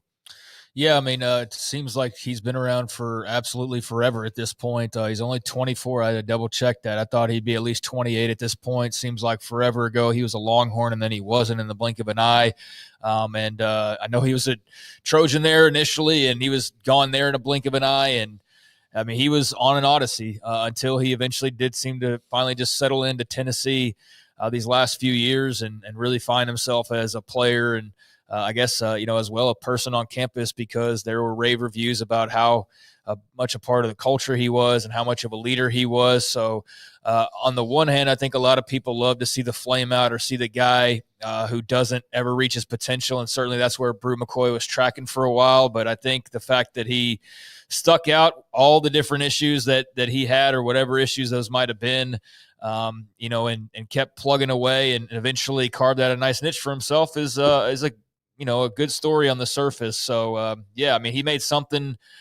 He had something to begin with, and it looked like he was going to make nothing out of something, and then he made something out of something, and that was good to see for his sake. And so, yeah, he's not a cautionary tale as much as he's a guy who was maybe somebody who's prone to make some mistakes or got caught up in the hype or whatever, but eventually found his way and became a productive player and student on campus. So that's great. Freak show type of athlete. He was. You mentioned Tennessee's room. We'll do this, and we're waiting for Sylvester here in just a moment. The wide receivers, you guys probably know most of these more than anyone, but Mike Matthews, Chris Brazell II, Braylon Staley, Amari Jefferson was an Auburn, a highly ranked player out of Auburn who transferred there. I don't see. Well, the top two are really good players. Okay. Mike Matthews, are highly touted players. Mike Matthews was at Indiana last year. He was originally at FSU, and Chris Brazell was at Kentucky. He's a very fast, long guy. I mean, they're there, but I mean, everything's new. Joey Aguilar is a quarterback there now. So everything's new. Dylan Sampson's gone. And I'm very curious to see his NFL career because I think he was a little bit underdrafted because he was so good at Tennessee. But that all being said, yeah, it's different. It's really different for them right now. We heard Cole yesterday. He's not sold on Joey Aguilar and the hyping up of him since he's become the guy at Tennessee, as though they will be, perhaps just as good or better off or whatever, kind of sugarcoating you're wanted to apply to that whole situation. But yeah, they have plenty of questions. I mean, they're a team that was probably in that playoff conversation on almost everybody's ballot there, I guess, at the beginning of the offseason when all those things started to get projected. And I don't know how many they're still on at this point. And rightfully so, because they've had some pretty key losses. So, yeah, they're going to be a fascinating team to just see how they deal with the unexpected blow of the whole Nico situation and just losing talent in general. And that includes now Brew McCoy, which I don't know how much time they had to plan for that. I'd imagine they had a heads up a while ago that he was, whatever it was to the point where he's retiring. So, maybe they planned for that accordingly. I don't know how much of a surprise this was, but yeah, Tennessee's had a hell of an offseason that I'm sure they're ready to get out of as soon as possible. As many of you know, I came back and played last year after what could have been a career-ending injury. It was an ankle injury. I felt it was my responsibility to myself, coaches, family, and most importantly, the community I have here in Knoxville to give back for as much as I love the game and how much the game has shown me. I want to take a moment, and then he went on to decide. So he must have had a pretty severe ankle injury that eventually he may have played through, and then his career now seems to be done. So there we are with Brew McCoy. Well, for all the people that don't want guys getting paid NIL, this would be a hell of a story for a young man. Well, he should have gotten his degree, and I don't know, he probably did get his degree, but I bet he's well better off having made some money for his actual talents than had they said, you're going to starve until you get to the NFL. So, you still have – I think most people have fallen in line with NIL being the right thing. After all, it is the legal thing. Yeah. Let's not forget that. It's the law.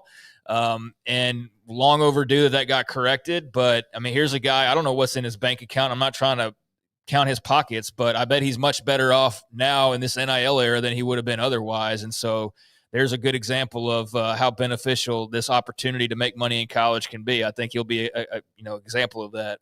I don't know. Wouldn't you like to be able to go, for example, he's earned an estimated $256,000 according to On3. I think it was more than that, but he also wasn't recruited during the NIL phase either. Like when he had Texas and USC, I'm sure he could have gotten into a bidding war and made millions because he was a massive, massive recruit. And really could have gone to USC, made probably $1 million or $2 million. Then when the whole situation with Kingsbury going to the Cardinals and he decides he wants to leave, and then who comes and gets him? Texas. You think they would have gotten into a bidding war for him? So then he would have got another freaking bag. And then he gets kicked off or whatever. I mean, he's been on a journey. And I know he hasn't been a perfect angel. There were allegations against him, domestic violence a while back. And so that's a part of the story as well. But you talk about a guy who probably was able to cash in a little bit the last couple of years, but had he been a 2022 recruit or 2023 recruit, could have really cashed in if he had taken that same path.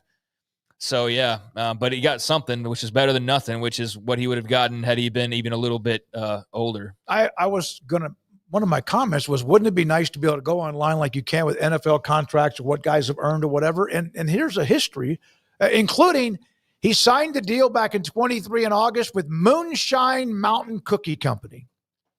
Oh, I'm familiar with them. I saw a Moonshine Mountain Cookie Company when I was in Gatlinburg.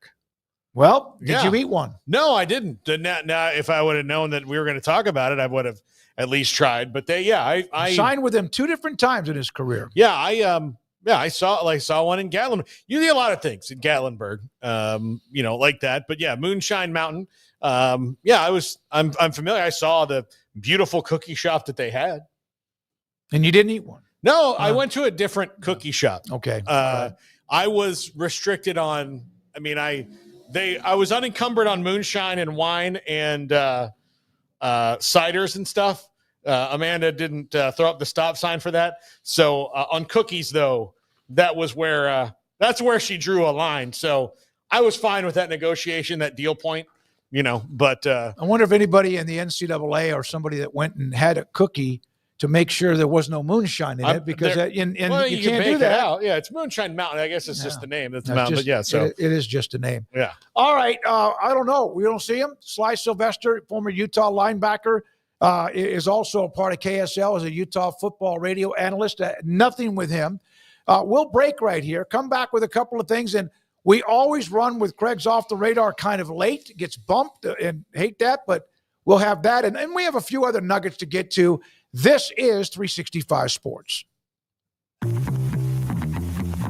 Automatic Chef is your local vending, office coffee, and micro market provider, delivering outstanding service to break rooms all over Central Texas for over 50 years. Automatic Chef brings the best products to your location at the best prices. With hundreds of choices in fresh food, coffee, snacks, and drinks, let Automatic Chef tailor a break room solution to your needs. Make break time great again with Automatic Chef. Automatic Chef Canteen, 6900 Imperial Drive in Waco, or online at automaticchef.com.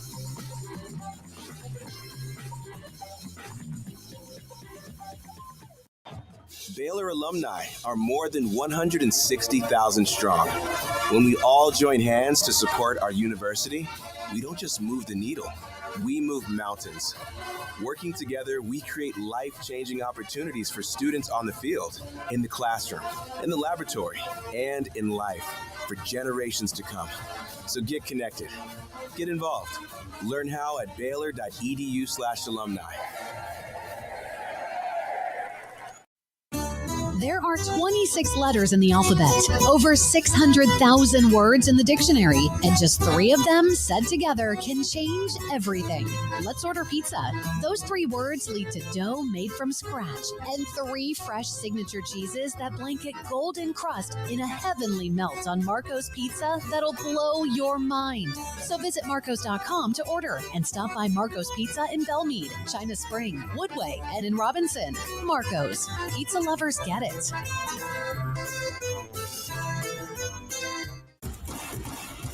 Penny Clinic Men's Healthcare in Woodway is now proud to offer you men an exceptional weight management body sculpting product called semaglutide, also known as Ozempic or Wegovy.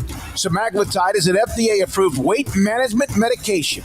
Once-a-week injections of this powerful medication offers an average body fat weight loss of 20% within the first year of treatment. In addition to body sculpting, semaglutide also normalizes blood sugars and has the clinical research proof of reducing blood pressure, cholesterol, stroke, and heart attack risk. If you're like most men and you have stubborn fat that will just not respond to typical diets and exercise, then help is finally here. Semaglutide, affordable, highly effective. Google search Penny Clinic Waco and reach out to the Penny Clinic team today for a free consultation with Dr. Petty to see if semaglutide is right for you. Go to pennycliniclowt.com.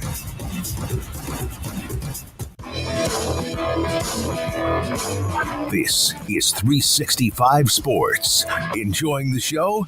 Hit the like button and subscribe.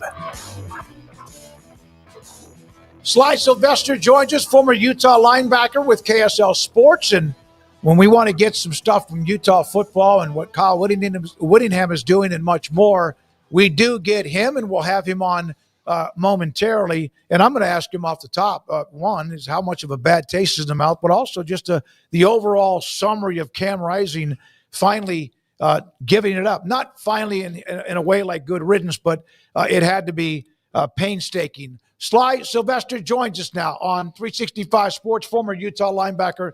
Good to see you, my friend. We appreciate it. I want to start with the Cam Rising giving up the game. Was that just painful to watch how things went the last couple of years and just needs to make a decision? Well, I mean, for me, it just shows you how important the position is, right? And how much you need a good quarterback. And honestly, it goes to why quarterbacks are looked at as being the most important part of the team, why they're so important to a game's mission. And you know, Utah put a lot of stake into Cam Rising the last couple of years, you know, as far as his involvement with the team success. And it's what you should do. It's what a lot of people do, and why when teams are like, oh, I didn't have a good year, we didn't have our quarterback, and that's the reason, right? And, so just like my Steelers, we're quarterback away, and we keep messing up and not having one. So, but, it's definitely painful, and everybody can know now, that injury to Cam Rising was serious. It wasn't just a fluke injury. It was something where he couldn't grab the ball.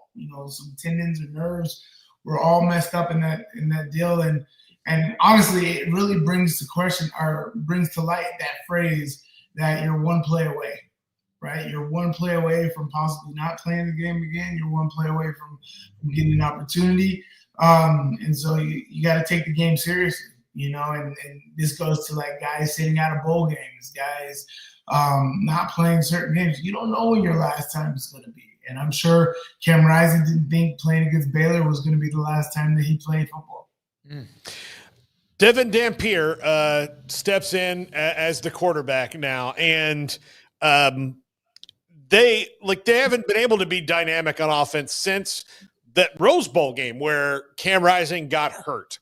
He appears, especially knowing the offense already coming in from New Mexico with offensive coordinator, quarterback come together.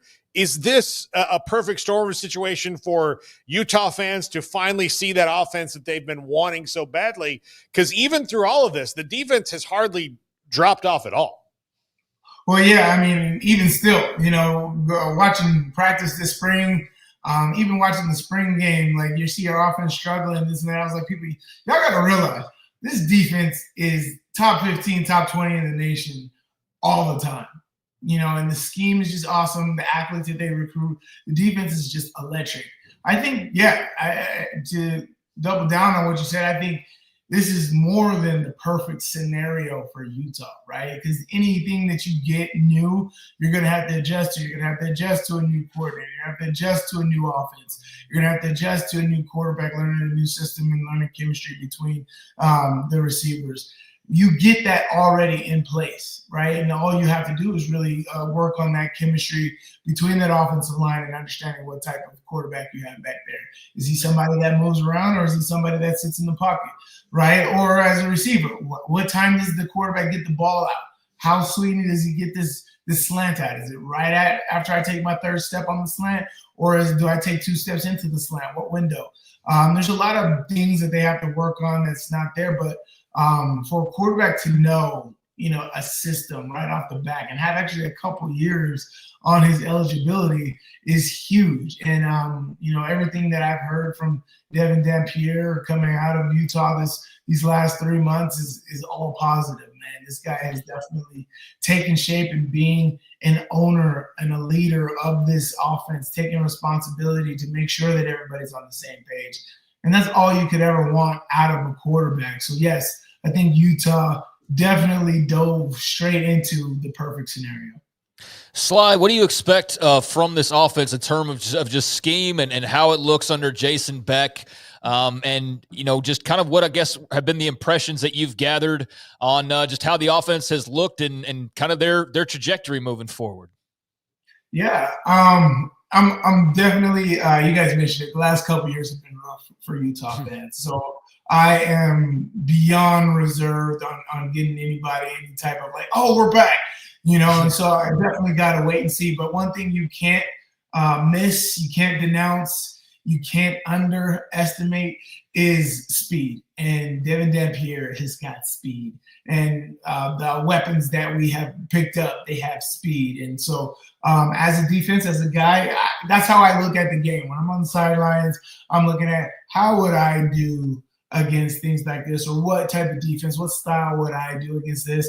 And you can't coach, you can't really do anything when you have a guy as dynamic as Devin Dampier. Man, he is, when he brings that ball down and decides to run, everybody look. It's to the point to where if you have a QB spy, good luck, right? And it's one of those offenses is you do a QB spy, that means that you're letting go other factors of your defense, whether you're relinquishing some pass rush so he's able to hold on to the ball more, or you're taking somebody off coverage so somebody comes open that much quicker. And when he's scrambling, that's what I love. He's good on the run. There's not a lot of quarterbacks that can run and be accurate on the run. He might even be more accurate than sitting in the pocket than him on the run. And so that just puts defenses into a huge, huge hurricane to try to deal with and understand. So I'm very, very excited about the potential of this offense. And, I don't believe that we have a number one yet. There's been some guys who stepped up that were younger guys in the past, especially in the tight end room, and that's what I talked to Jason Beck about, earlier as he came in, was what style of offense is going to be. It's personnel driven. Whether we got dynamic tight ends, you're going to see more tight end packages. We got more dynamic receivers, you're going to see a lot of receiver packages. If we have multiple running backs, you're going to see a lot of 21, 20, 31 possible personnel out there, So whatever weapons that he has, he's going to utilize. And that's something as a fan, as somebody who respects the game, can appreciate. Sly, is he one of those that you have to go, damn, if we put pressure on him and he gets loose, we're screwed either way? Yeah. As I said, it's damned if you do, damned if you don't type of scenario. It's kind of like what I hate is you have to be perfect on defense against guys like this, right? And you got to find your weaknesses, and this is why it's the same thing as basketball, the same thing as football, any sport. You got to find out what they got going on that day, right? Do they got the passing game going on that day? Do they got the running game going on that day? And with Devin Dampier, you have no idea what that's going to be. Is his arm going to be on fire today, or is he going to kill us with his legs? And so as a defense, you got to prepare for everything. You never know what it's going to be that given Saturday. So very excited to see what it could be. Again, I'm waiting until we put some points on the board and start putting some W's in the win and loss column. I'm still going to reserve my judgment. But I tell you what, as a defense, I'd be worried and very hard to prepare for a guy like Devin Dampier. The first part of the schedule, there's a lot more questions like who's UCLA going to be? Wyoming's always kind of a trappy place to kind of go. But I hate Wyoming. Yeah. So it's one of those things. Tech is going to be tough, even though that's a game at home. Nobody knows about West Virginia, and that's a really long road trip. They've got a new coach. But after that bye week, when you've got in the last half of the season, Arizona State, BYU, Colorado, Baylor, Kansas State, and Kansas. And I didn't mention Cincinnati in there because they're another of those teams we don't know a whole lot about at this point. But if they're going to be back to the Utah that they were expecting a couple years ago when they joined the Big 12, they're going to have to beat some teams that right now look like they're very tough on paper and have maybe much more established rosters on both sides. Yeah, I completely agree with you. one thing that I think everybody just needs to understand, and you got to wait till game day, right? Yeah. I don't think anybody thought Arizona State was going to win the Big 12. I don't think anybody thought Iowa State was going to do what they did this year. I thought a lot of people thought Utah was going to do good last year. A lot of people thought that Oklahoma State was going to do good last year.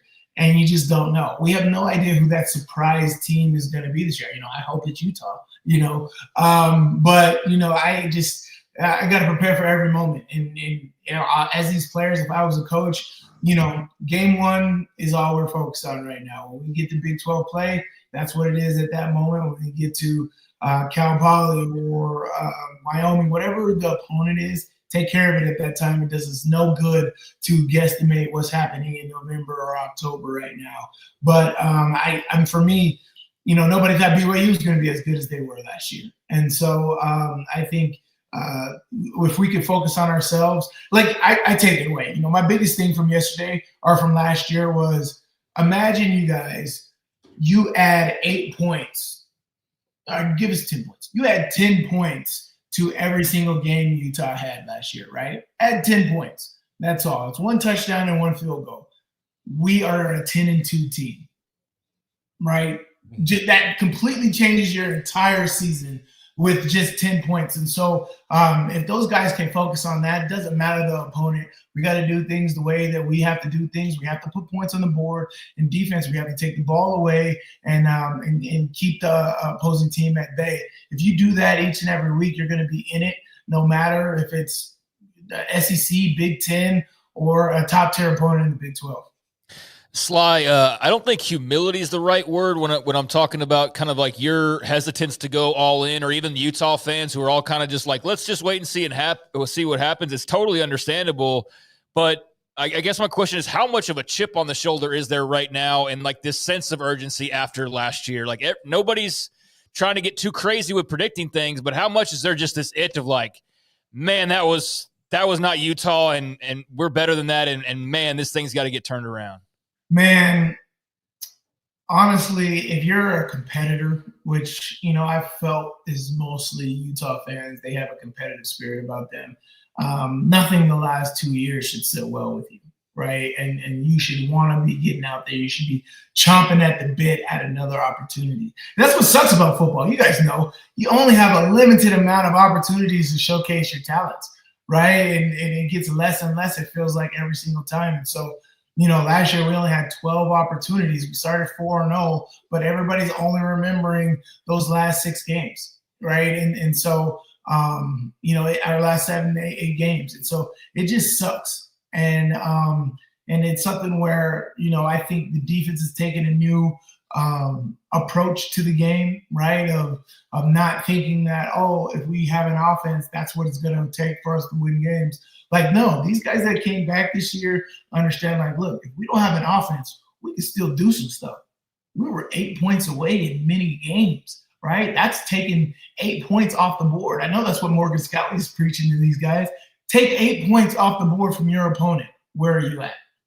Right? And so for me as a fan, as somebody close to the university, that's all that I am thinking about, man, is getting back out there and getting Utah back to that winning culture, that winning understanding that we've been so privy to all these years. And so it's what everybody's expecting, right? The nation is looking at Utah as what we believe, and they got to showcase that. And, it starts week 1 at UCLA. I know you got to go, and we have a segment coming up right here, but how many times did you give that passionate type of speech during or before a game, in the locker room, on the sideline? I bet you did that a bunch. Man, I did it more with my play. I was more of a lead by example guy, right? I'd get after guys, and that's the only way you get respect. The only way you get respect from somebody is if you're willing to put it on the line like they would. If you're asking somebody to do something, are you willing to do the same thing? And that's what a lot of people love about Coach Whittingham is they understand the type of coach he is, because now they're understanding the type of player that he was. He was a tenacious player. And that was such a long time ago, but there's still stories about the type of energy that he brought to the game.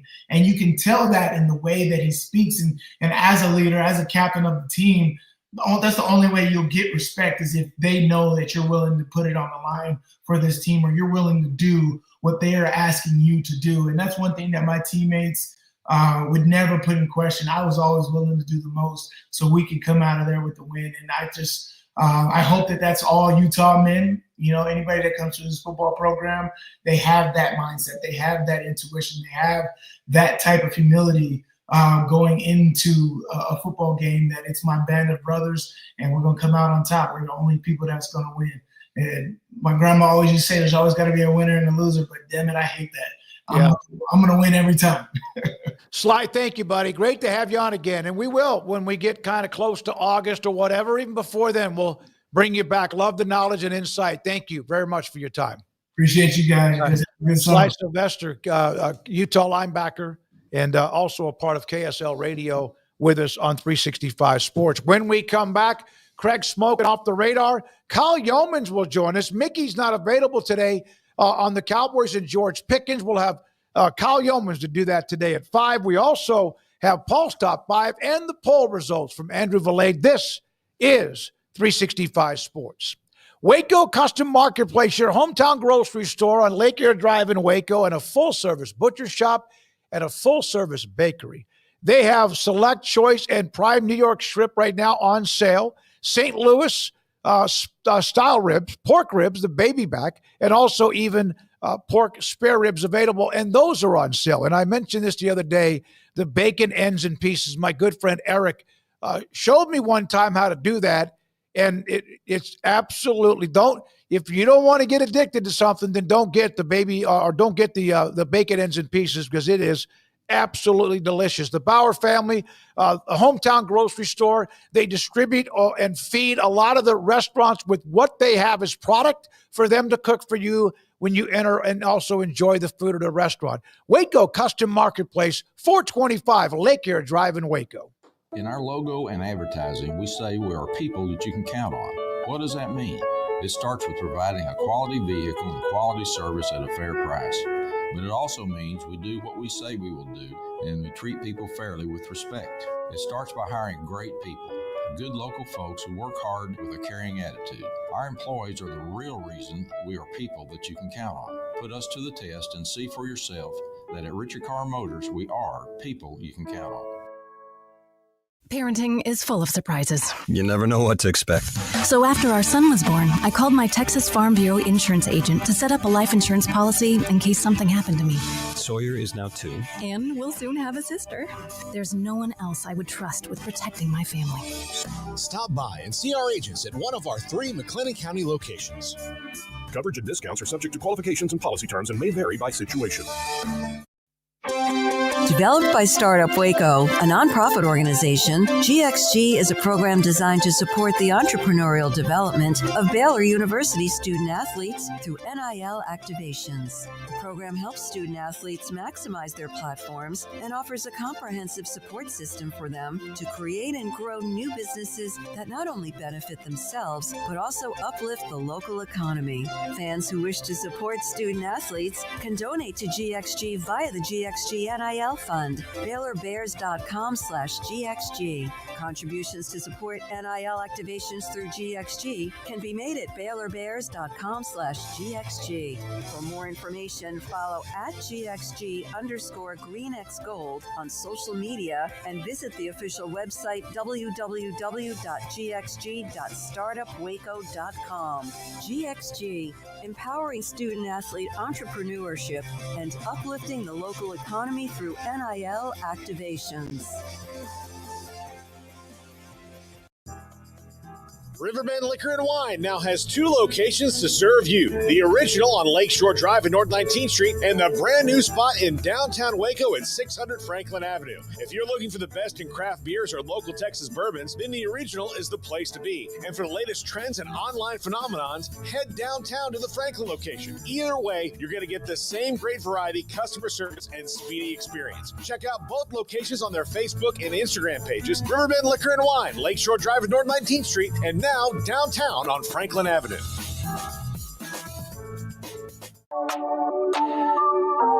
This is Craig Smoak's Off the Radar, presented by Alliance Bank. They take pride in making banking easy. AllianceBankTexas.com. Welcome into Off the Radar here on 365 Sports, taking a look at some stories outside of the normal topics and normal guests, and see on how much ammo there is for today. I've been scouring, looking for anything particularly juicy, but I think it's a lot of just things that maybe will add up to a pretty solid segment overall. And slow enough that this is the top headline today on ESPN. I would have mentioned it regardless, but the Panthers have cut Jadeveon Clowney, but really the biggest news out of Carolina is Jonathan Brooks, former Texas running back, former excellent Texas running back just a couple of years ago. Already been announced he is out for the upcoming season. The Panthers starting the rookie minicamp on Friday. They placed him on the physically unable to perform list as he recovers from his second ACL injury in the last 13 months. So he is out for the entire 2025 season. Meanwhile, I mentioned they released Jadeveon Clowney, now 32 years old. How much NIL would Jadeveon Clowney have made? Oh, dear Lord. Good Lord. Yeah. I mean, you talk about like the upper echelon of like we get named star players and how much it made, but like he's like on another level of the star player as far as a high school recruit goes. And so, yeah, he as a high school recruit, I wonder how much NIL he would have pulled in. Walter Nolan didn't get 7 figures, I think, until he went to Ole Miss. And he was a defensive tackle, but he got high 6s at A&M in that first round of NIL. And obviously now he's a first-round draft pick and a hopefully a future star in the NFL. But Jadeveon Clowney was even more widely recruited than he was. I'm trying to think of some other defensive ends recently that were maybe Williams, Winery. What about Myles Garrett? Myles Garrett, Garrett exactly. So like, it may would have made a ton of money, but I'm talking to the guys who actually have cashed in on that. So if you put Jadeveon Clowney, who was in his recruiting year, it was a deep recruiting class, if I remember correctly. It was still everybody would not take any of the rest of these guys if they could get Jadeveon Clowney. He was that good and that much of a needed addition to any room because he was this lethal pass rusher. Yeah, he would have.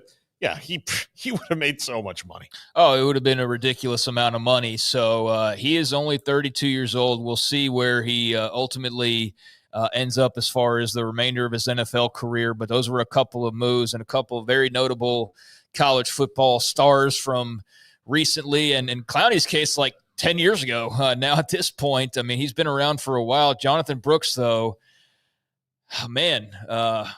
you stashing him away on your fantasy team at this point, just hoping those knees heal up at some. He was a second-round pick last year. Yeah. God, he was so good. And you just feel awful for the guy because he has such potential. I hope he can get healthy. I mean, he played 2 or 3 games last year before he tore it again, and he wasn't the starter when he came back. That was Chuba Hubbard, who was actually having a really, really great year for the Panthers. Announced their draft pick this year, as a matter of fact. Chuba Hubbard did. On the second day. So I really, my heart breaks for Jonathan Brooks, and I hope that he gets an opportunity to show, but he may never get to play in Carolina. Yeah. So they'll keep him around next year and see what happens in 2026. But if he can't really do much, like there's a chance that he never really sees many more time in Carolina and kind of becomes a journeyman. And I hate that for someone with such untapped potential. He was for sure fire. He would have been a first rounder if not for the ACL last year. He would have been in the conversation that year had he finished. I don't know if he would have been a finalist, but he would have been in the conversation for the Heisman Trophy. He was having that kind of unbelievable year.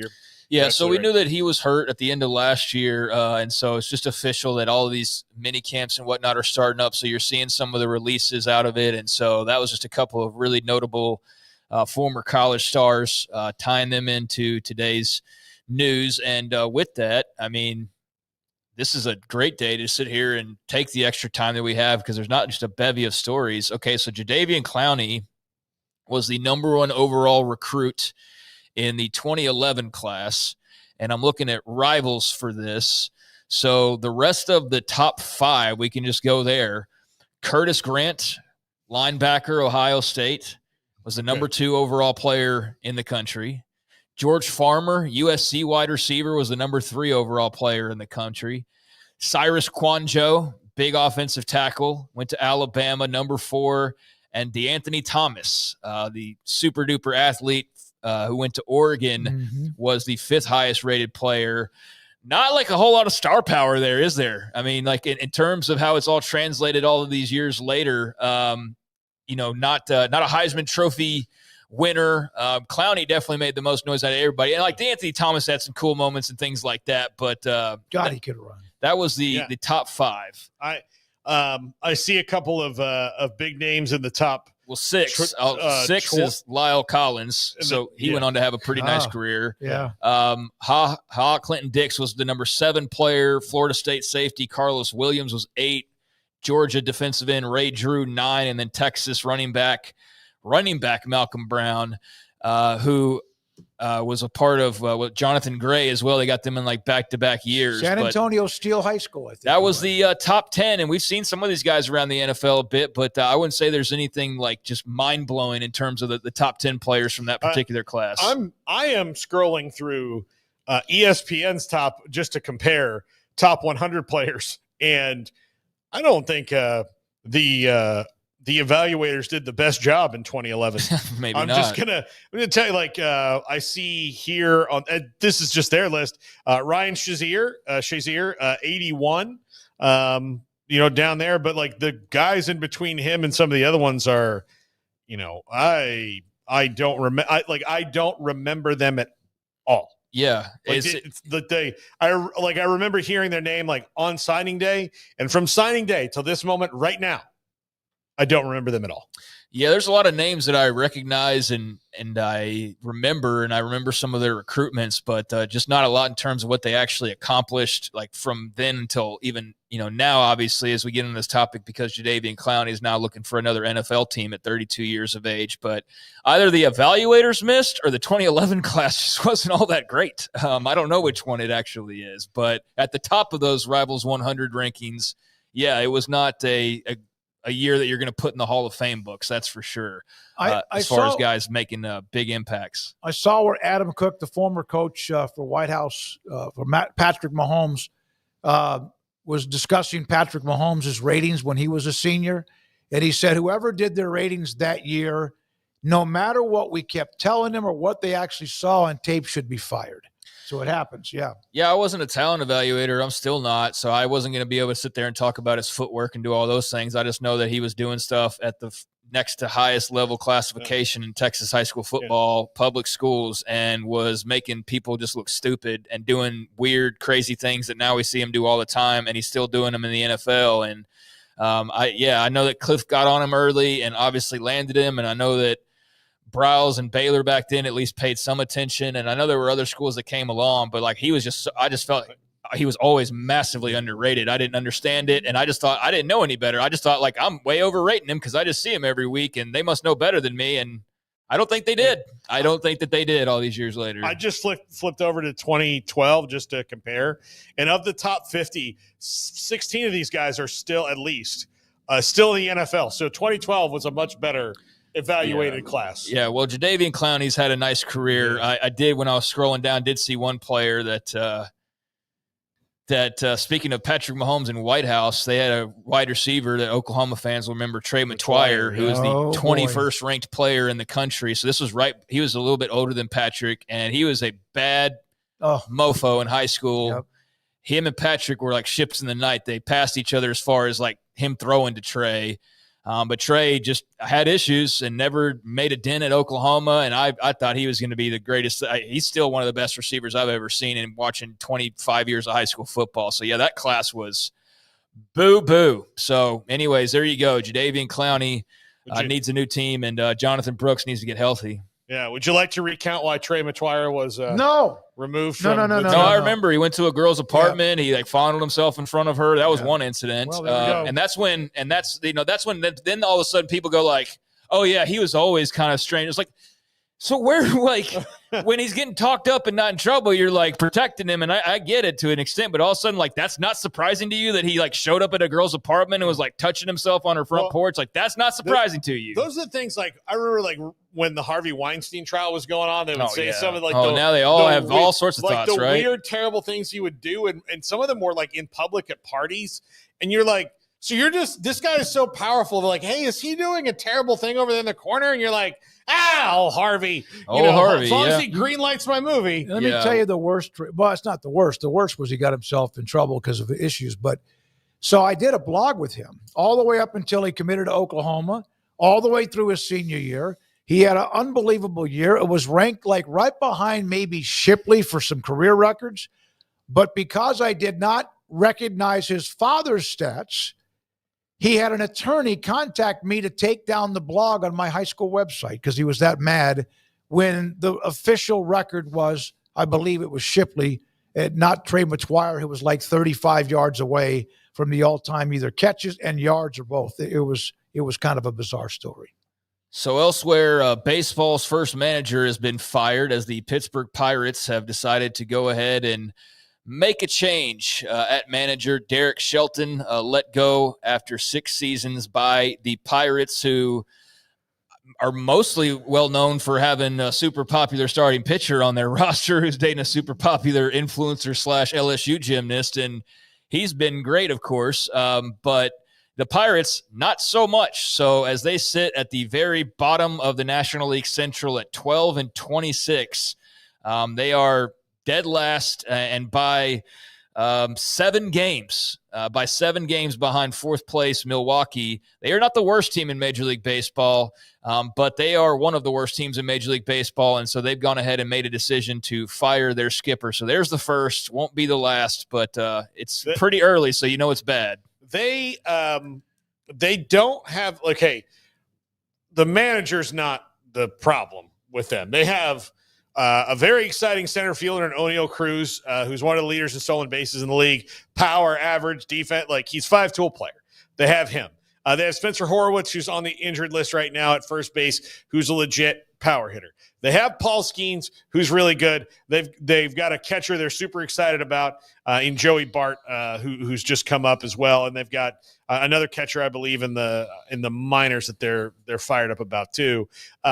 So they have those things, but the roster's not good. I mean, they're just so you're firing this manager and you only giving him the 9 that he has every day. Well, if the 9 he has every day aren't very good, I'm not sure that that's the manager's fault. And, you only get Paul Skeens once a week, really.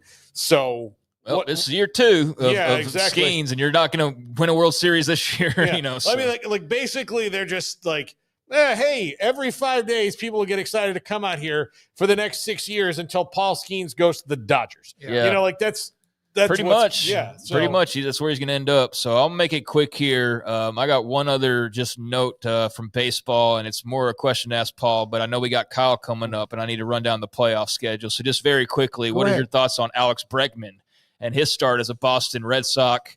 We talked about in the offseason. I just want to follow back as he's about to reach double-digit homers, and he's already got 30 RBI, and seems like he's got a little bit of a pep in his step. There was very few players in Major League Baseball that I despised more than Alex Bregman. And now that he's on our side, God, I love you, Alex Bregman. I just love you. I think you're the best thing that's ever happened. No, I mean, ahead of Mookie? No, but listen, I've had a lot of love for a player that's been misplaced because Mookie's now a Dodger. Yeah, maybe now it'll be Alex Bregman because he's doing so well. Rafi Devers could be that guy, but he's a bit of a complainer. So I don't. And it makes it even funnier looking at the whole dust up about who's playing third at the beginning of the year, and it's. I think Alex Bregman's kind of proven his point now at this stage. Absolutely. He's one of those that he already played with a chip on his shoulder. Great player, Hall of Famer perhaps. Is he a Hall of Famer? Not quite yet. Not yet. But you would think that he would be a guy that you knew could bounce back. He's a grinder. Yeah.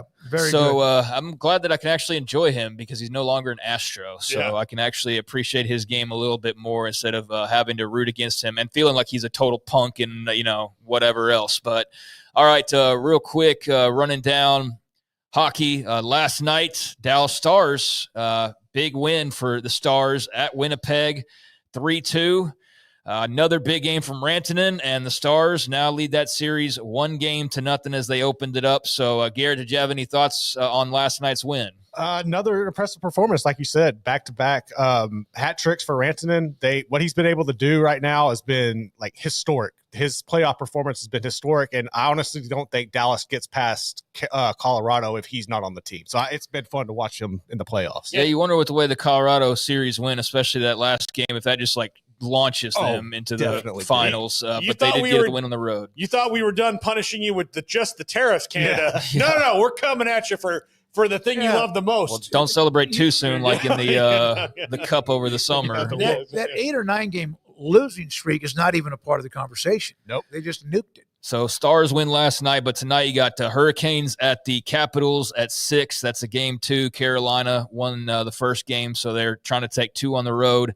And then the Oilers at the Golden Knights out in Las Vegas. Oilers also won game 1 of that series. So that'll all start Caps and Canes at 6 on ESPN. Then Oilers, Knights, Golden Knights to follow at 8:30 on ESPN. Doubleheader action there. And then over in the NBA, I know our audience is mixed on NBA, but I have really enjoyed the playoffs. And tonight, just one game, but it is more notable that there will be no Steph Curry involved as he is dinged up.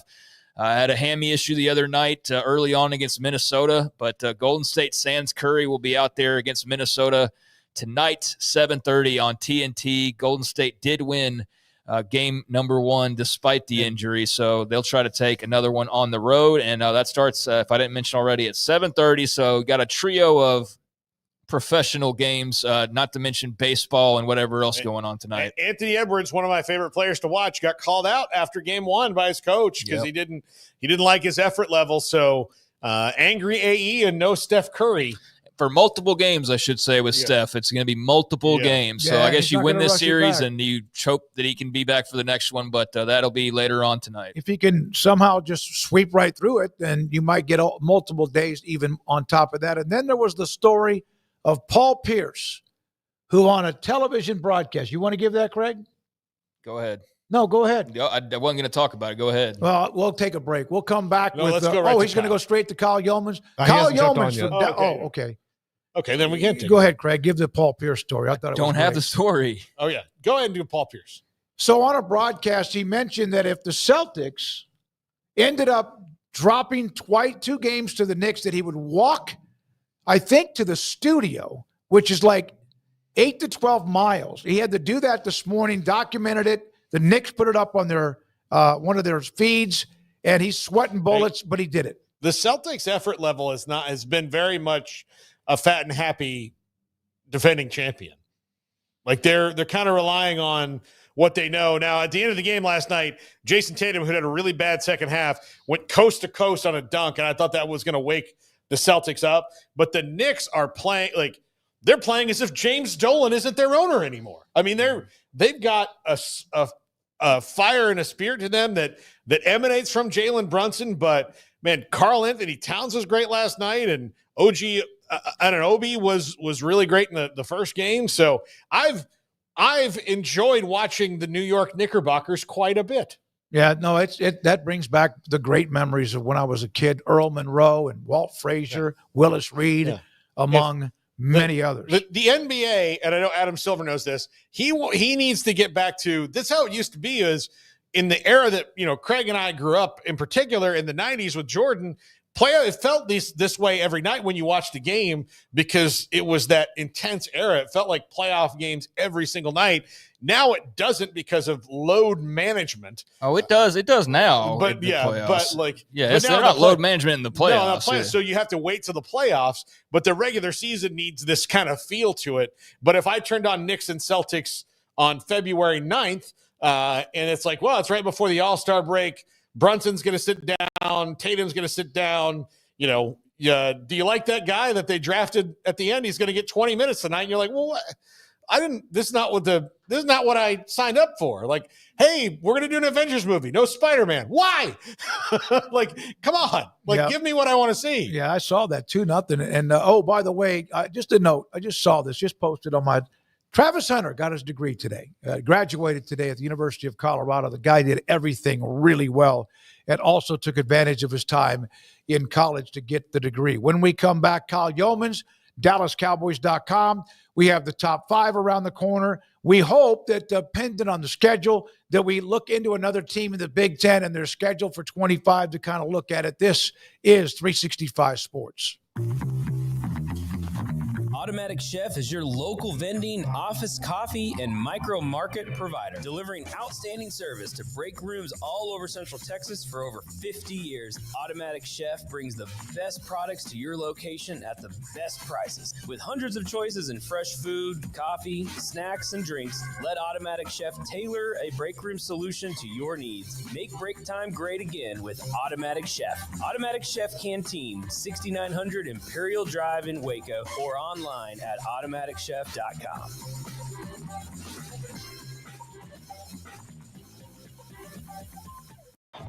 Baylor alumni are more than 160,000 strong. When we all join hands to support our university, we don't just move the needle, we move mountains.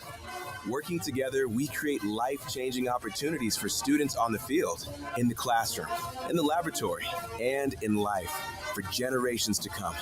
So get connected, get involved. Learn how at Baylor.edu/alumni. There are 26 letters in the alphabet, over 600,000 words in the dictionary, and just 3 of them said together can change everything. Let's order pizza.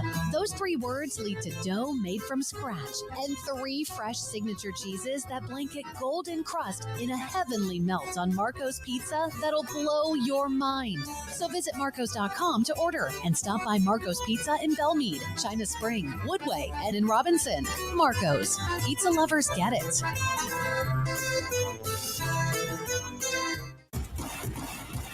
Penny Clinic Men's Healthcare in Woodway is now proud to offer you men an exceptional weight management body sculpting product called semaglutide, also known as Ozempic or Wegovy. Semaglutide is an FDA-approved weight management medication.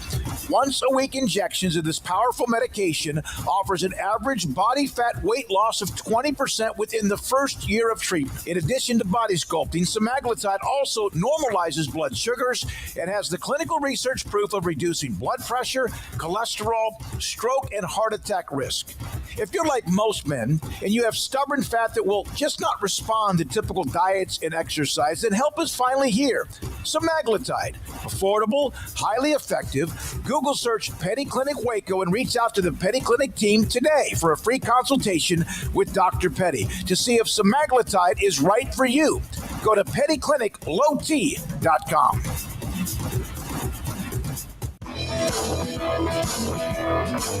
This is 365 Sports. Enjoying the show? Hit the like button and subscribe.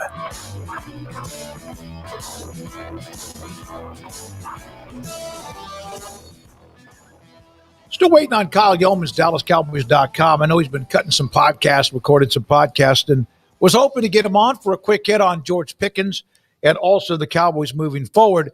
Do you guys want to do the schedule for Maryland? Yeah, I just hope he doesn't jump into the middle of it. Well, he'll have to wait for us to talk about the Terps. Yeah. We'll have to wait for Paul, why don't you call him? See if he's available. No, let's do Maryland. Let's do Maryland. We're not going to we'll get him when he gets there if he does.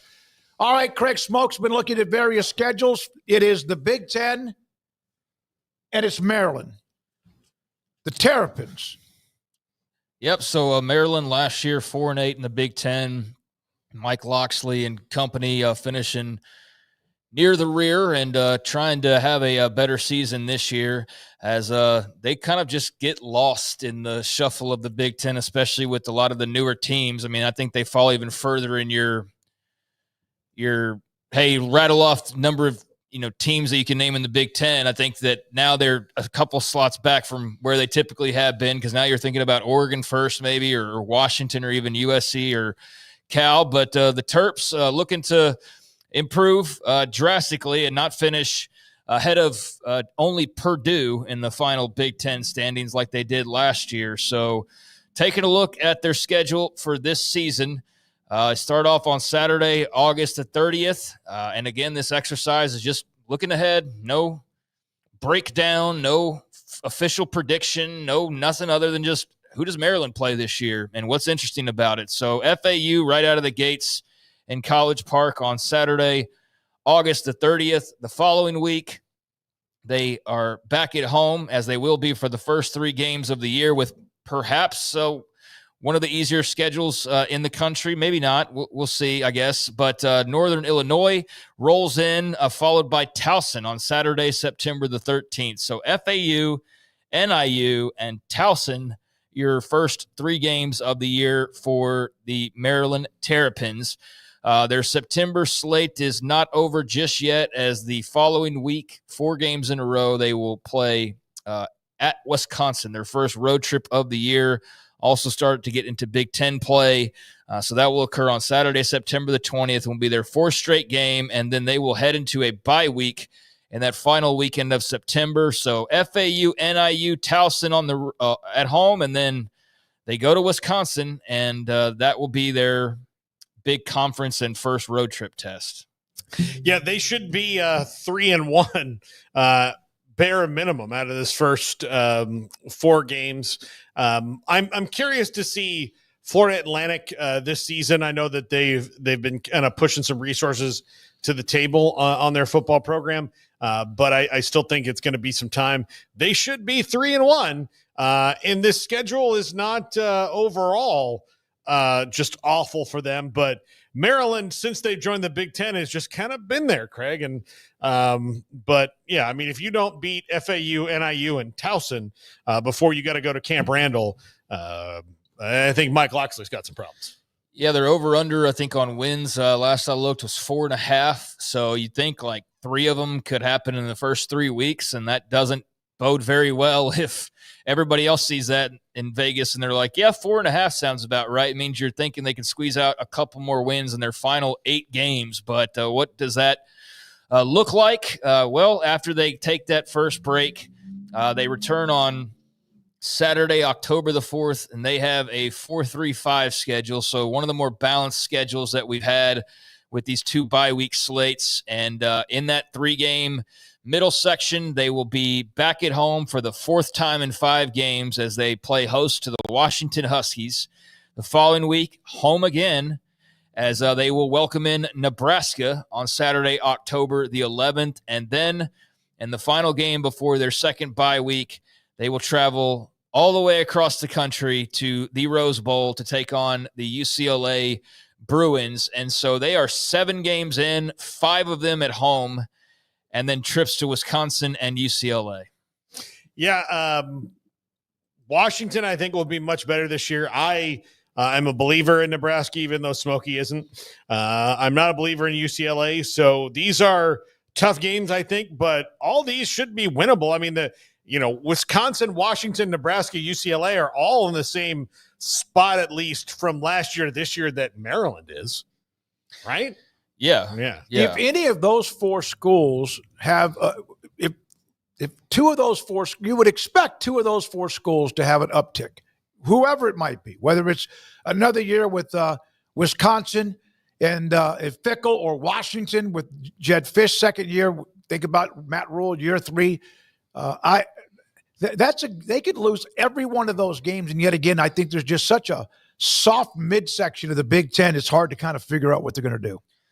So they come back 5 games to play down the stretch, and they will start that campaign at home. Number 17, I guess, preseason, Indiana Hoosiers. So that'll be homecoming for the Terrapins, as Indiana, a game that you could chalk up as a likely win, right? You're playing Indiana, and now, well, maybe you should put Towson on homecoming. I don't know. But the Hoosiers and Kurt Signetti roll into College Park. So that is 6 of their first 8 games are at home. And they still have a 4.5 win total, according to Vegas. Then they hit the road for back-to-back road games, as they will take on Rutgers out in New Jersey on Saturday, November the 8th. And then the following week, they are at Illinois out in Champaign. They come back on Saturday, November 22nd to College Park for their final home game of the year. Lord knows they've had enough at this point, as they get the Michigan Wolverines. And then the final game period of the year, unless they are able to make the postseason, they will travel to Detroit and Ford Field, home of the Lions, to take on Michigan State. So back-to-back games to close out the year against the Michigan schools. And I mean, look at that. I mean, Indiana, obviously very good last year. Illinois made some noise. Michigan, be tough. Michigan State, do they regain more form as they settle in further under Jonathan Smith? And then, Rutgers as well in there. So it's a grab bag of schools, but you can see why you're super optimistic about the start. And then after that, you go, okay, damn, where are all the rest of the wins coming from here? Yeah. So Mike Loxley had a nice start, as far as being a guy with a lot of leeway and has been able to have a lot of years under his belt, had some winning seasons. But now, after last year's 4-8, you gotta win some games, and this schedule will make that tough to do. So we'll see if they can get back to more of what he was doing in the years prior, winning 7-8 games. And I think you do that, then you'll be happy given the schedule. How many logos? I'm going to say 3. Michigan, Washington, and Nebraska.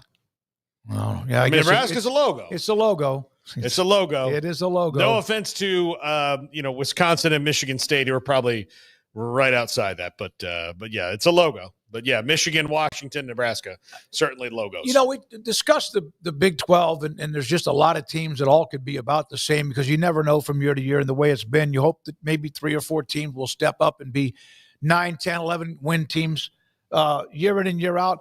The Big 10 is a huge conference. And right now it seems like, you have Ohio State, you have Penn State, you have Oregon, and maybe Michigan. But they've got a lot. You could get lost if you're not careful, losing the wrong game. Maybe that's the way in every Power 4 conference, but this conference, I don't know how you go 1 through 18 and try to figure that out after about 3 or 4. Yeah, no, I don't think you do either. And, given the amount of roster flux that happens, and the Big 10, like you said, it's got the soft middle section in it. It's the me of conferences. No. Yeah, but we'll see. That's the thing I think compared to you compare the Big 10 to the Big 12. Like what you'll see in the Big 10 in the middle is I'm not comparing them with because the Big 10 is so much like a monster. Yeah. It's a monster, but as far as the quality of teams and the week in and week out games. The Big 10, because they have gigantic schools, is going to get a lot more attention. But, if you want to watch Big 10 games week in and week out, you might get a little bit bored, when it comes to the middle of it, because you're going to have a bunch of teams that are like, man, it's where the Big 12, man, it's a street fight every week, and it's fun. And you don't know what's going to happen. The Big 10 seems more, at least now, more than any conference, is a little fait accompli that you kind of know what's going to happen. It's going to be one of 3 or 4 schools at the top. That's because the Big 12 has 0 national, big-time blue blood brands. They're all even. So every game, you feel like even Houston can beat Utah. And in the Big 10, you don't think that Rutgers typically has a chance in hell of beating Ohio State or Oregon or Michigan. And so any given year, maybe Washington or Michigan State. So I think that's the difference, and that's the big difference in those schools or in those leagues is they've got all of the top brands historically. That's where all of them are now. They're all there, except for the ones that are in the ACC still, and there's 2 or 3 of those. But, yeah, I think there's a soft belly, but there's a really stout top. I was saying this yesterday about the Big 10. That influx of the Pac schools really made them more interesting because it was always just Michigan and Ohio State and sometimes Michigan State and sometimes Wisconsin, but pretty much just Ohio State and then Michigan. And now you throw Oregon in the mix and, okay, that's interesting. Throw Washington in there, thinking of them from a couple of years ago before they joined the Big 10, and that's interesting. So, yeah, they do not play USC. They do not play Oregon. They don't play Ohio State. They don't play Penn State, and I should say Penn State in that Big 10 conversation as well. You'd say that they're always in that discussion, but it was kind of a 3-team race, and then who's the 4th or 5th out of an Indiana and Illinois, whoever, and man, shoot, now you got Indiana's making the freaking playoff and back-to-back national championships and these influx of West Coast schools. There's an interesting mix there. So, yeah, there is the schedule for Maryland, and they do avoid some of those big-name brands. They avoid 4 of them, USC, Oregon, Ohio State, Penn State, but still just a 4.5 win total last I looked. But there is their path to whatever is in store. Their second row, teams that when you look at them where they have been and usually pretty good, Wisconsin, Washington, of course, it's been a while for Nebraska. That could be a key of what they do during that 3-week stretch. All right, when we come back, we will hear Kyle Yeomans is ready from DallasCowboys.com on the George Pickens trade and more, top 5 and also the poll results around the corner, 365 Sports. And again, we appreciate it. If you have not hit the like and subscribe button, we would appreciate you doing that right now. Back in a moment. One size fits all. That may be all right for an adjustable belt or cheap sunglasses. When it comes to your financial needs, no one wants a one-size-fits-all strategy. Cam Heathcott, your Edward Jones financial advisor, knows that his most important goals are yours. That's why we take the time to understand your needs. Knowing you, that's how Edward Jones makes sense of investing. Cam Heathcott in Conroe at 936-756-7717. Edward Jones, member SIPC. pizza, burgers, and Bears football. There's no place around Waco that serves them all other than Bubba's 33. Come show your green and gold and enjoy some of Waco's best food and beverages while watching your favorite team, the Bears. When real Bears fans get hungry, Bubba's 33 is the #1 spot for ice-cold drinks, hand-stretched, stone-baked pizzas, and bacon-infused burgers. Join us for indoor or patio dining. Bubba's 33, Waco's restaurant and proud supporter of Baylor Bears football. Sick 'em, Bears. Do you or your kids get nervous about going to the dentist? Stonewood Dental, Dr. Steve Childress, he can help. I've spent a career taking care of patients who as children had bad experiences, and now they're adults that hate going to the dentist. If I get a kid at 3 years old and they come every 6 months and it's a happy experience, it's normal for them. Now they have an accident at 6 or 7 or 8 at school. Now they have a broken tooth or a trauma, and they have to come here. They're used to lights, they're used to water in their mouth, they're used to experience, they already trust us. It's amazing what we can do with that kid without it being a negative thing. But if I see a 6 or 7 or 8 year old that's never been to the dentist, and now they have a trauma or an unfortunate unexpected toothache, it's harder to do that for that kid and it not be somewhat of a negative experience. So bottom line is I try to teach kids and adults and teenagers and everybody the way I'd want my family treated, which is where it's a necessary part of life. You just take care of it. It doesn't have to be that big a deal. Learn more, stonewood-dental.com. 1, 2. I'm in love with a man named Rudy. I'm okay with that. He knows exactly what I want. He keeps me coming back. He cooks breakfast, lunch, and dinner for me. Does the dishes too. I'm in love with a man named Rudy, last name Barbecue. It sure is easy to fall in love with Rudy's tasty oak smoked barbecue. Next in line. This is 365 Sports. The 5 o'clock hour is brought to you by Edward Jones and financial advisor Cam Heathcott. Edward Jones, making sense of investing. Now here's David Smoak, Paul Catalina, and Craig Smoak. Born and raised in Waco, Texas, former Midway High alum. I guess you're always not former. And Kyle Yeomans, DallasCowboys.com, joins us on 365 Sports. Craig Smoak and Paul Catalina. Kyle, thank you very much for your time. How much buzz has George Pickens in that trade given the Star in Frisco?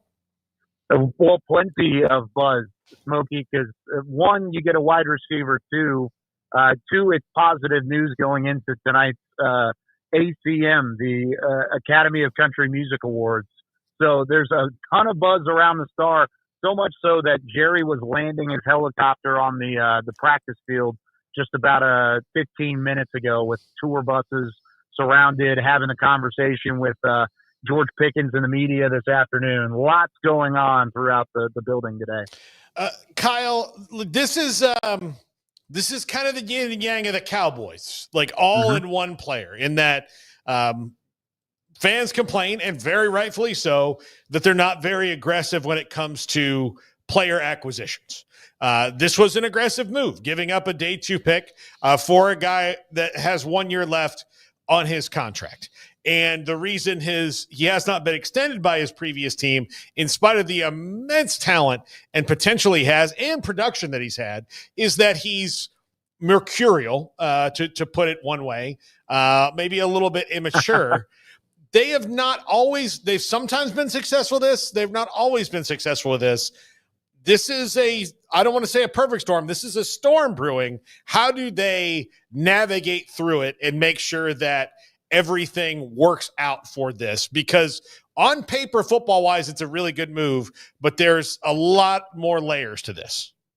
No, you're exactly right. And I think the first part of your explanation also marries with the second part of your explanation, and the fact that he is on a 1-year deal, but it's a 1-year prove-it deal for himself as well. Off of a rookie contract, he has 1 year in a new franchise to try and make it work one way or the other. Keep the production going, but also have the character concerns suppressed, or have the locker room concerns suppressed in a new organization. Because it's one thing if one organization and a player doesn't get along. Let's say he just didn't have the best relationship with the Steelers. But then he goes into a 1-year prove-it deal with Dallas, and if there are any type of concerns off of the character in this 1 year, then that could black mark the rest of his career.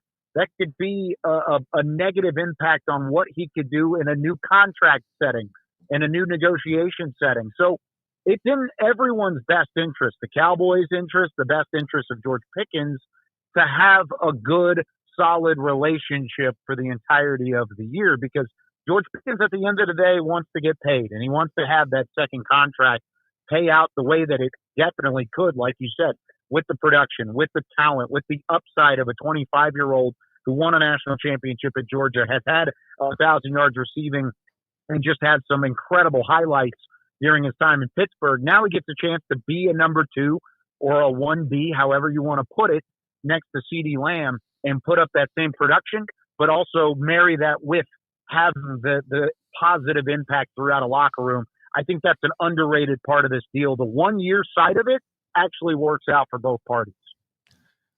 You mentioned Georgia. I saw this. I didn't look it up. I probably could have here right in front of me online, but Schottenheimer and Pickens have a history together there? Somewhat of a history. I know they had been at least in contact previously. I don't know how far back it goes. I know he met with the media today and talked about kind of the back end of the deal, and he learned about it when everybody else learned about it. I'm sure Schottenheimer had a pretty good impact on making this deal happen. Just how he's made an impact on the culture that he's trying to build in Dallas and the type of guys that he's trying to build the roster with. Character guys that love the game, guys that will add to a locker room. He had to sign off on, let's take a chance on this guy and make sure he fits into what we're trying to build. Because I think without having that sort of sign off from Schottenheimer, I don't know if the deal actually goes down. How is this big news also for guys like Tolbert and Mingo on the roster, in that now because the way it stood after the draft, one of those two guys more than likely was going to have to step his game up. And if not, then the Cowboys would have really been behind the 8 ball when it comes to who is the second target behind CeeDee Lamb. No, I think it changes everything for both guys. Instead of both being on the roster and both seeing a significant number of the target share, now I think you're looking at both guys as you've got something to prove going into what is the final deal of their contracts as well. Jalen Tolbert came out in the 3rd round of the same draft George Pickens was taken. Jonathan Mingo was a 2nd-round pick in the same draft too. So all of these things kind of add up for a young core of receivers underneath CeeDee Lamb. And I would throw Kevontae Turpin into the mix. The only reason I don't really throw him into a contract stay or go sort of mix is because, of course, of what he can do from a kick return standpoint. He's still a weapon in that regard, especially with the rule changes in the NFL. They're going to utilize him in that kick return, but I really do think he'll play more of a factor in Brian Schottenheimer's offense than he did under Mike McCarthy, because I've had conversations with Schottenheimer myself about Turpin and how much he does value using his skill set and his speed and elusiveness from an offensive standpoint. And I think we saw flashes of it at times last year, but for the most part, Schottenheimer still believes that he is an uncovered talent. So those 3 names, Tolbert, Mingo, and Turpin, are on the clock to be wide receiver 3, but there's really no chance they're in that wide receiver 2 conversation now that Pickens is in the building.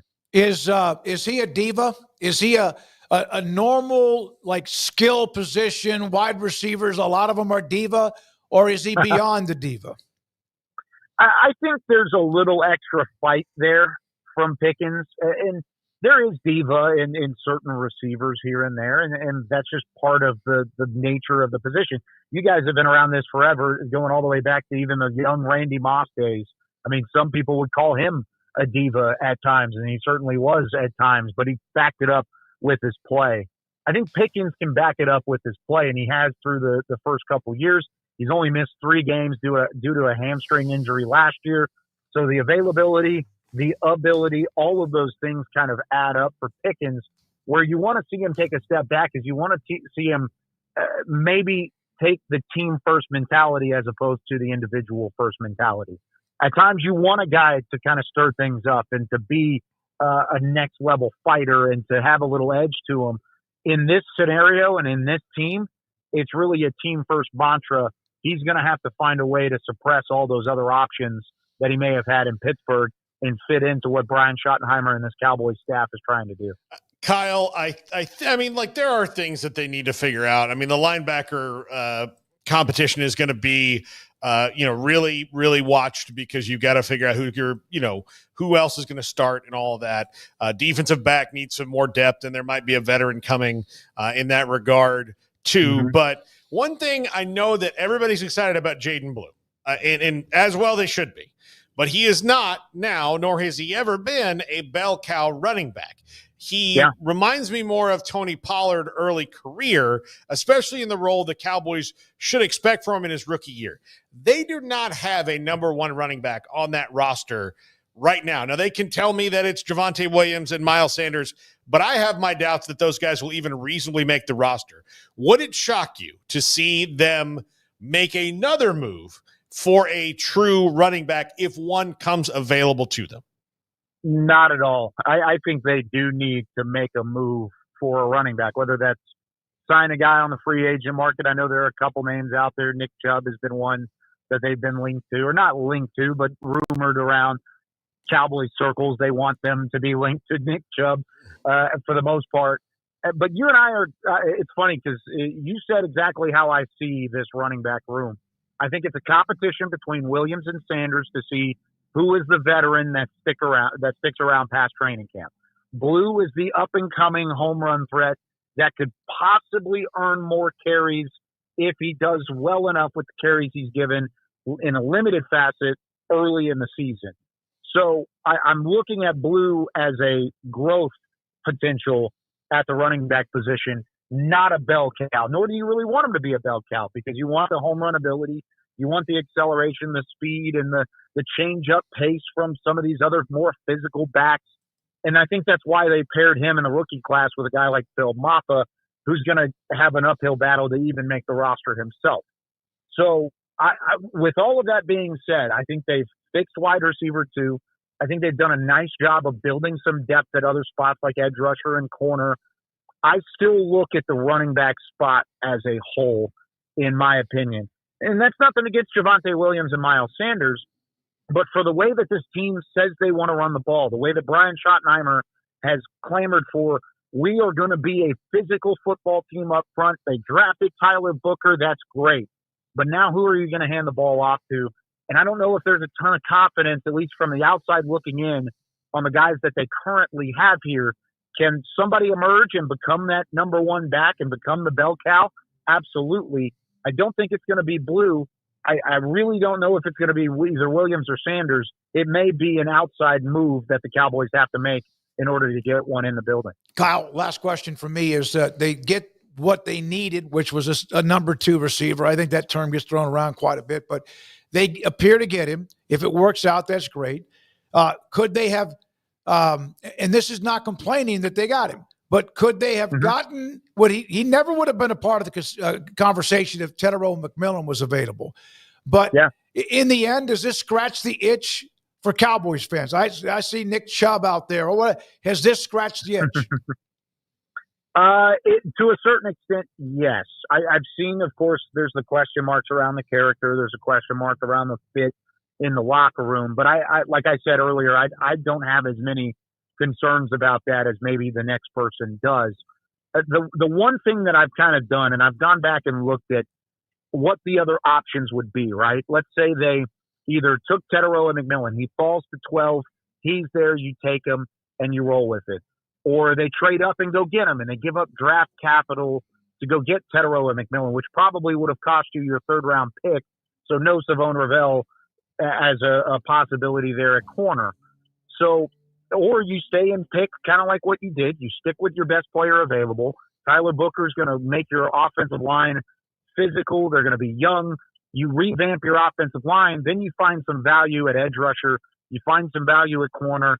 And then you make the trade for George Pickens, who on the field, X's and O's, Cowboys football fit, looks like the perfect addition compared to CeeDee Lamb and across from CeeDee Lamb. As long as you make it work from a character and an off-the-field standpoint, I think this is the best option out of all of the different options that they could have had including Teteroa McMillan falling and him being the pick, because I think you shored up a number of different areas and you still filled the hole at wide receiver that you were able to by trading for George Pickens. Kyle, thank you, buddy. Good to hear from you. Thanks for being a part of the show today. Have a great rest of the week. Yeah, appreciate you guys as always. We'll talk soon. Kyle Yeoman. So they gave up a third, and I think they also gave up like something else on the later, like 27 draft. So had they drafted Teteroa McMillan, then they wouldn't have the lineman, Booker. But had they drafted McMillan, they would still have a third round pick in next year. Yeah. So yeah, I mean it all works. Like it's fine. He is incredibly gifted. Yeah. He is long, angular. He has the ability to help stretch the field. He's really fast. A lot of times guys get the negative vibe about, whether or not they're a diva or malcontent or whatever. He's been in some scuffles on the field. Cowboys fans will love it if he produces. Yeah, I mean, that's all he's got to do. And, at least they've just been so hit. Like Amari Cooper, that was a hit. That worked out for them. It turned around their season, and he had several good years with them. Rocket Ismail, he wasn't a trade. They signed him free agent. Joey Galloway, that was a bust. Never really worked out for them. He made some plays for them, but that was a trade. But like as far as the trade goes, that was a trade bust. Roy Williams, yeah, that was more than likely. They were really good, and it was easy for him to like kind of fade into the background of not being what they wanted him to be. But I still contend had they traded for Anquan Bolden instead of him, which they could have gotten for cheaper because that's what the Ravens did, that team might have actually won the Super Bowl because they would have had Terrell Owens and Anquan Bolden. And Bolden is the kind of grinder, non-diva wide receiver they needed. And they had the ultimate diva in T.O. And then they brought in like a fun diva in Roy, and it just didn't work. Yeah. It just didn't work the way they wanted it to. Again, Pickens, who went to Georgia, Pittsburgh, Mike Tomlin always seemed to have his back, although there were reports about him being at times kind of tough to deal with. But I never saw anything about him being bad in the locker room. Maybe on the field, maybe not enough catches, maybe not enough targets, and got in fights. But I don't know if I ever heard of him being a problem within the locker room. Yeah. All right, when we come back, Paul Catalina and his top 10, Andrew Valade will have the results today of the polls that we have. We'll do that and more, and this is 365 Sports.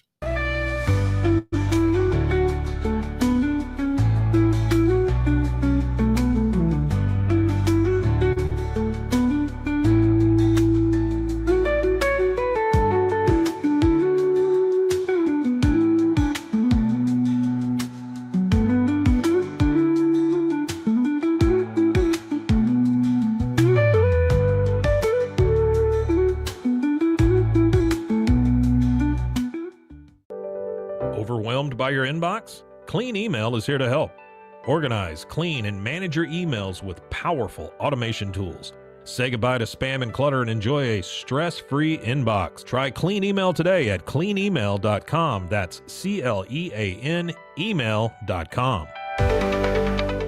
Founded in 1910, Samsonite is the world leader in durable, high-quality luggage and travel accessories. Made to the highest standards, our products won't let you down. We give you the confidence to get out there and explore.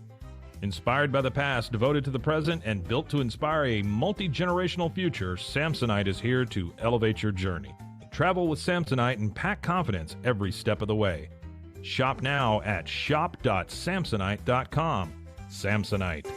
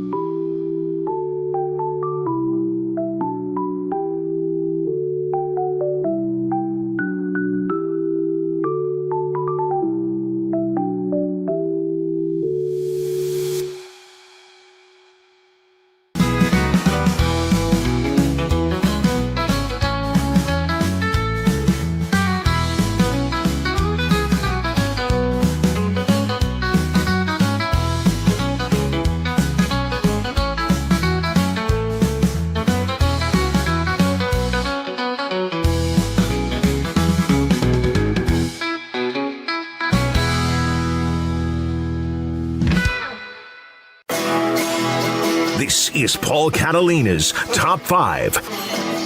Welcome into Paul Catalina's Top 5, brought to you by Flag and Anthem. Go to flagandanthem.com. Use our promo code 365sports. The link's in there. 20% off at checkout. Top 5 things college sports needs to stop doing.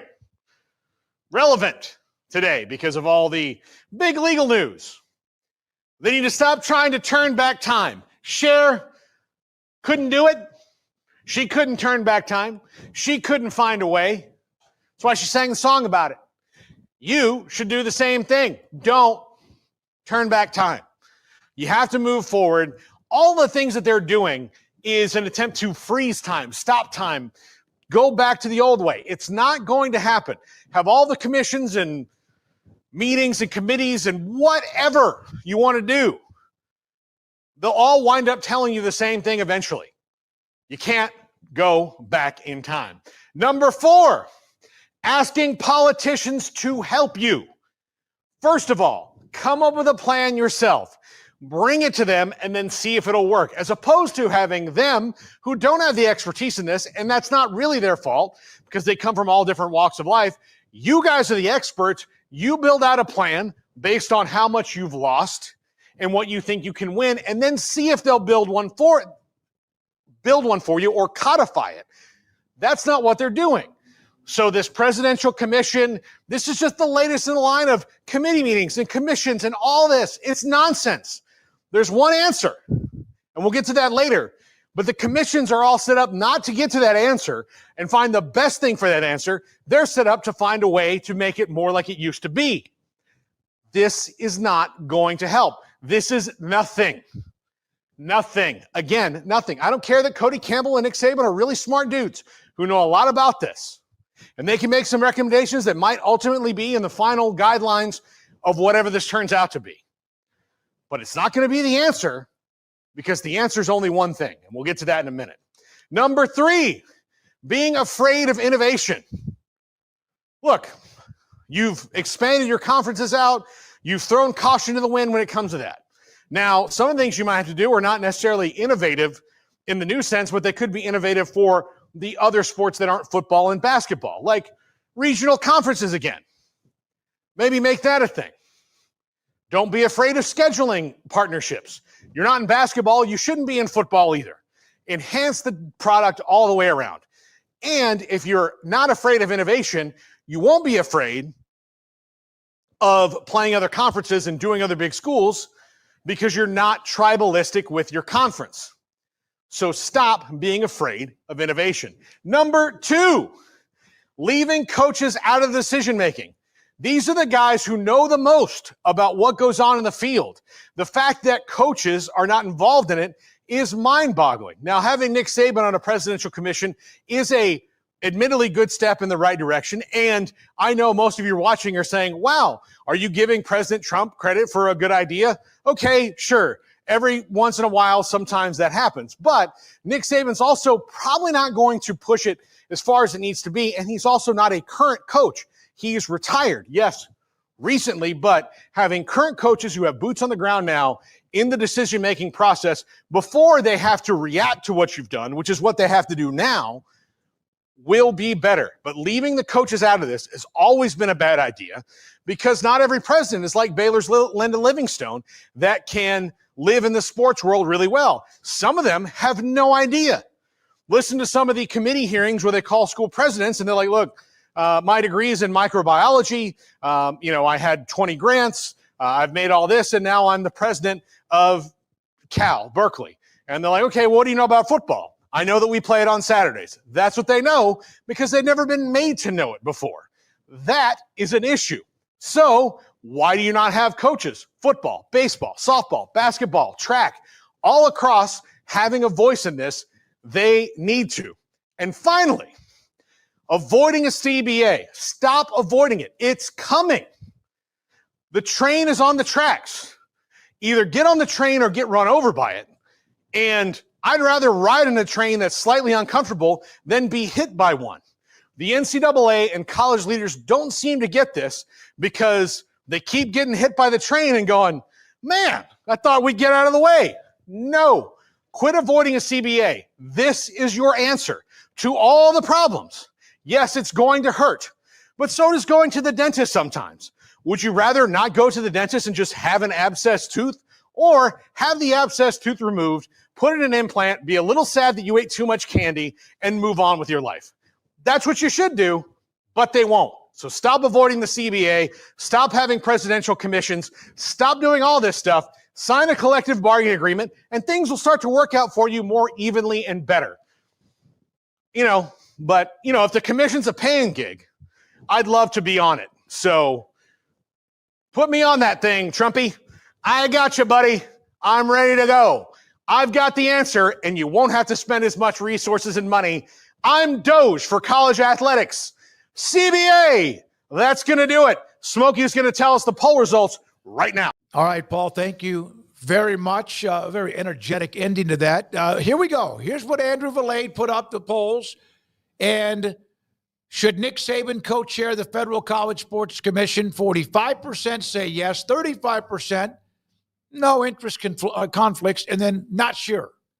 I think if you're going to do this, that yes, he is someone you should have on it.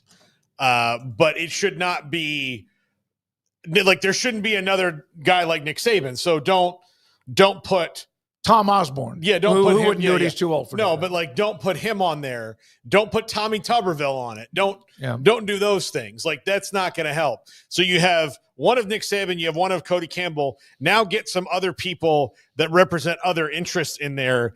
If you're really going to do this, and again, when the government does things, are they really doing it? Or are they doing it because they can be like, hey, nobody else is doing something? Yeah. And you're like, I mean, is this something or is this just how about RG3 as a player representing the athlete like someone like that, like get players.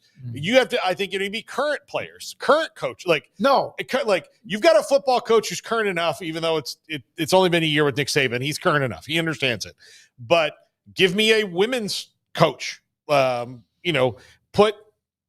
give me Muffet McGraw. No. Give me don't give me Stanford basketball coach. How about Gino Auriemma? I don't care who it is, but someone who's still in the game today, who's going to give you an opinion, and not a former coach that retired 8 to 10 years ago. The other thing I think you need to do, and this is going to be hard for this in the era that we're in, is you've got guys who are more right leaning. You need some left leaning people on this thing, or nothing's really going to get done. So if that means that you have to go get someone like Don Staley, who might see things completely opposite of Nick Saban in this regard, that's a good thing, because real action happens in compromise and in the middle. And so whoever that is, like, don't just, you align with the guy who started this commission, we're going to put you on it. No, you need people who don't, because then they can give you an opposing viewpoint, because otherwise you're just spinning your wheels. Coaches, even if they have opposing viewpoints, no matter how they look at things politically, I think usually they come to a pretty good conclusion. They do, but I'm agreeing with you on whether it's Don Staley or not. Yeah, that was the one I came up with, so yeah. No, I think there's a conflict of interest, but I understand why Saban was the guy. I just don't know that he has the best interest in the athletes of getting really what they want when it gets down to it. So I think they need some athlete representation just to balance that out. And so I think in the red or yellow, I'm definitely not in the green, though. I don't think he's invaluable. I think very few people are invaluable. And in this case, I think he's the most powerful guy probably still in college sports. It's not a commissioner running a league. And I understand why he's a key figure, but I don't think he's invaluable. Yeah, I love listening to him talk. It might be the accent or just the fact he's damn successful. I don't know. But all right, there we are with that. Good one, Andrew. And the next one. Do you agree with Notre Dame's decision to honor all current roster spots and even those who transfer from other programs, that if, in fact, they might have been cut loose because of roster limits? Yes, keep the depth, 72%, unsure, 20%, no, prioritize scholarship players, 8%, 89 votes. Again, colleges jumped, the athletic departments jumped the gun because they thought this thing was going to be like clean as a whistle. Gone. They're going to walk over the judge. It's not this way. Now they've got, as even Ryan Mulvaney said, they got their own mess because they created their own mess by jumping the gun and getting rid of Do you know how rosters. many like businesses that have been hit in like, like I'll just use Enron, even though that's not maybe a fair comparison to the NCAA. If Enron, like they said, okay, you guys have to pay this money. And they're like, yeah, but we didn't plan on that. Okay, well, you shouldn't have done that. Like, that doesn't matter. You're in court now. You should plan for more contingencies, but it's the NCAA. And they just think they think they've got a win coming. They do. They think they've got one that they can walk in and So get did it. So did the team that played the Globetrotters. Yeah. I mean, all right, we got to go. Yeah. We got to go. They're Garrett Napoleon Ross, at Waterloo thank you right for now. running the mothership. Andrew Valade with the polls and also the results. Emery is dialing up 365 Sports tonight for 10:30 tonight on the CW. For Craig Smoak and Paul Catalina, I'm David Smoak. We appreciate your time. And good night. Back again tomorrow at 3.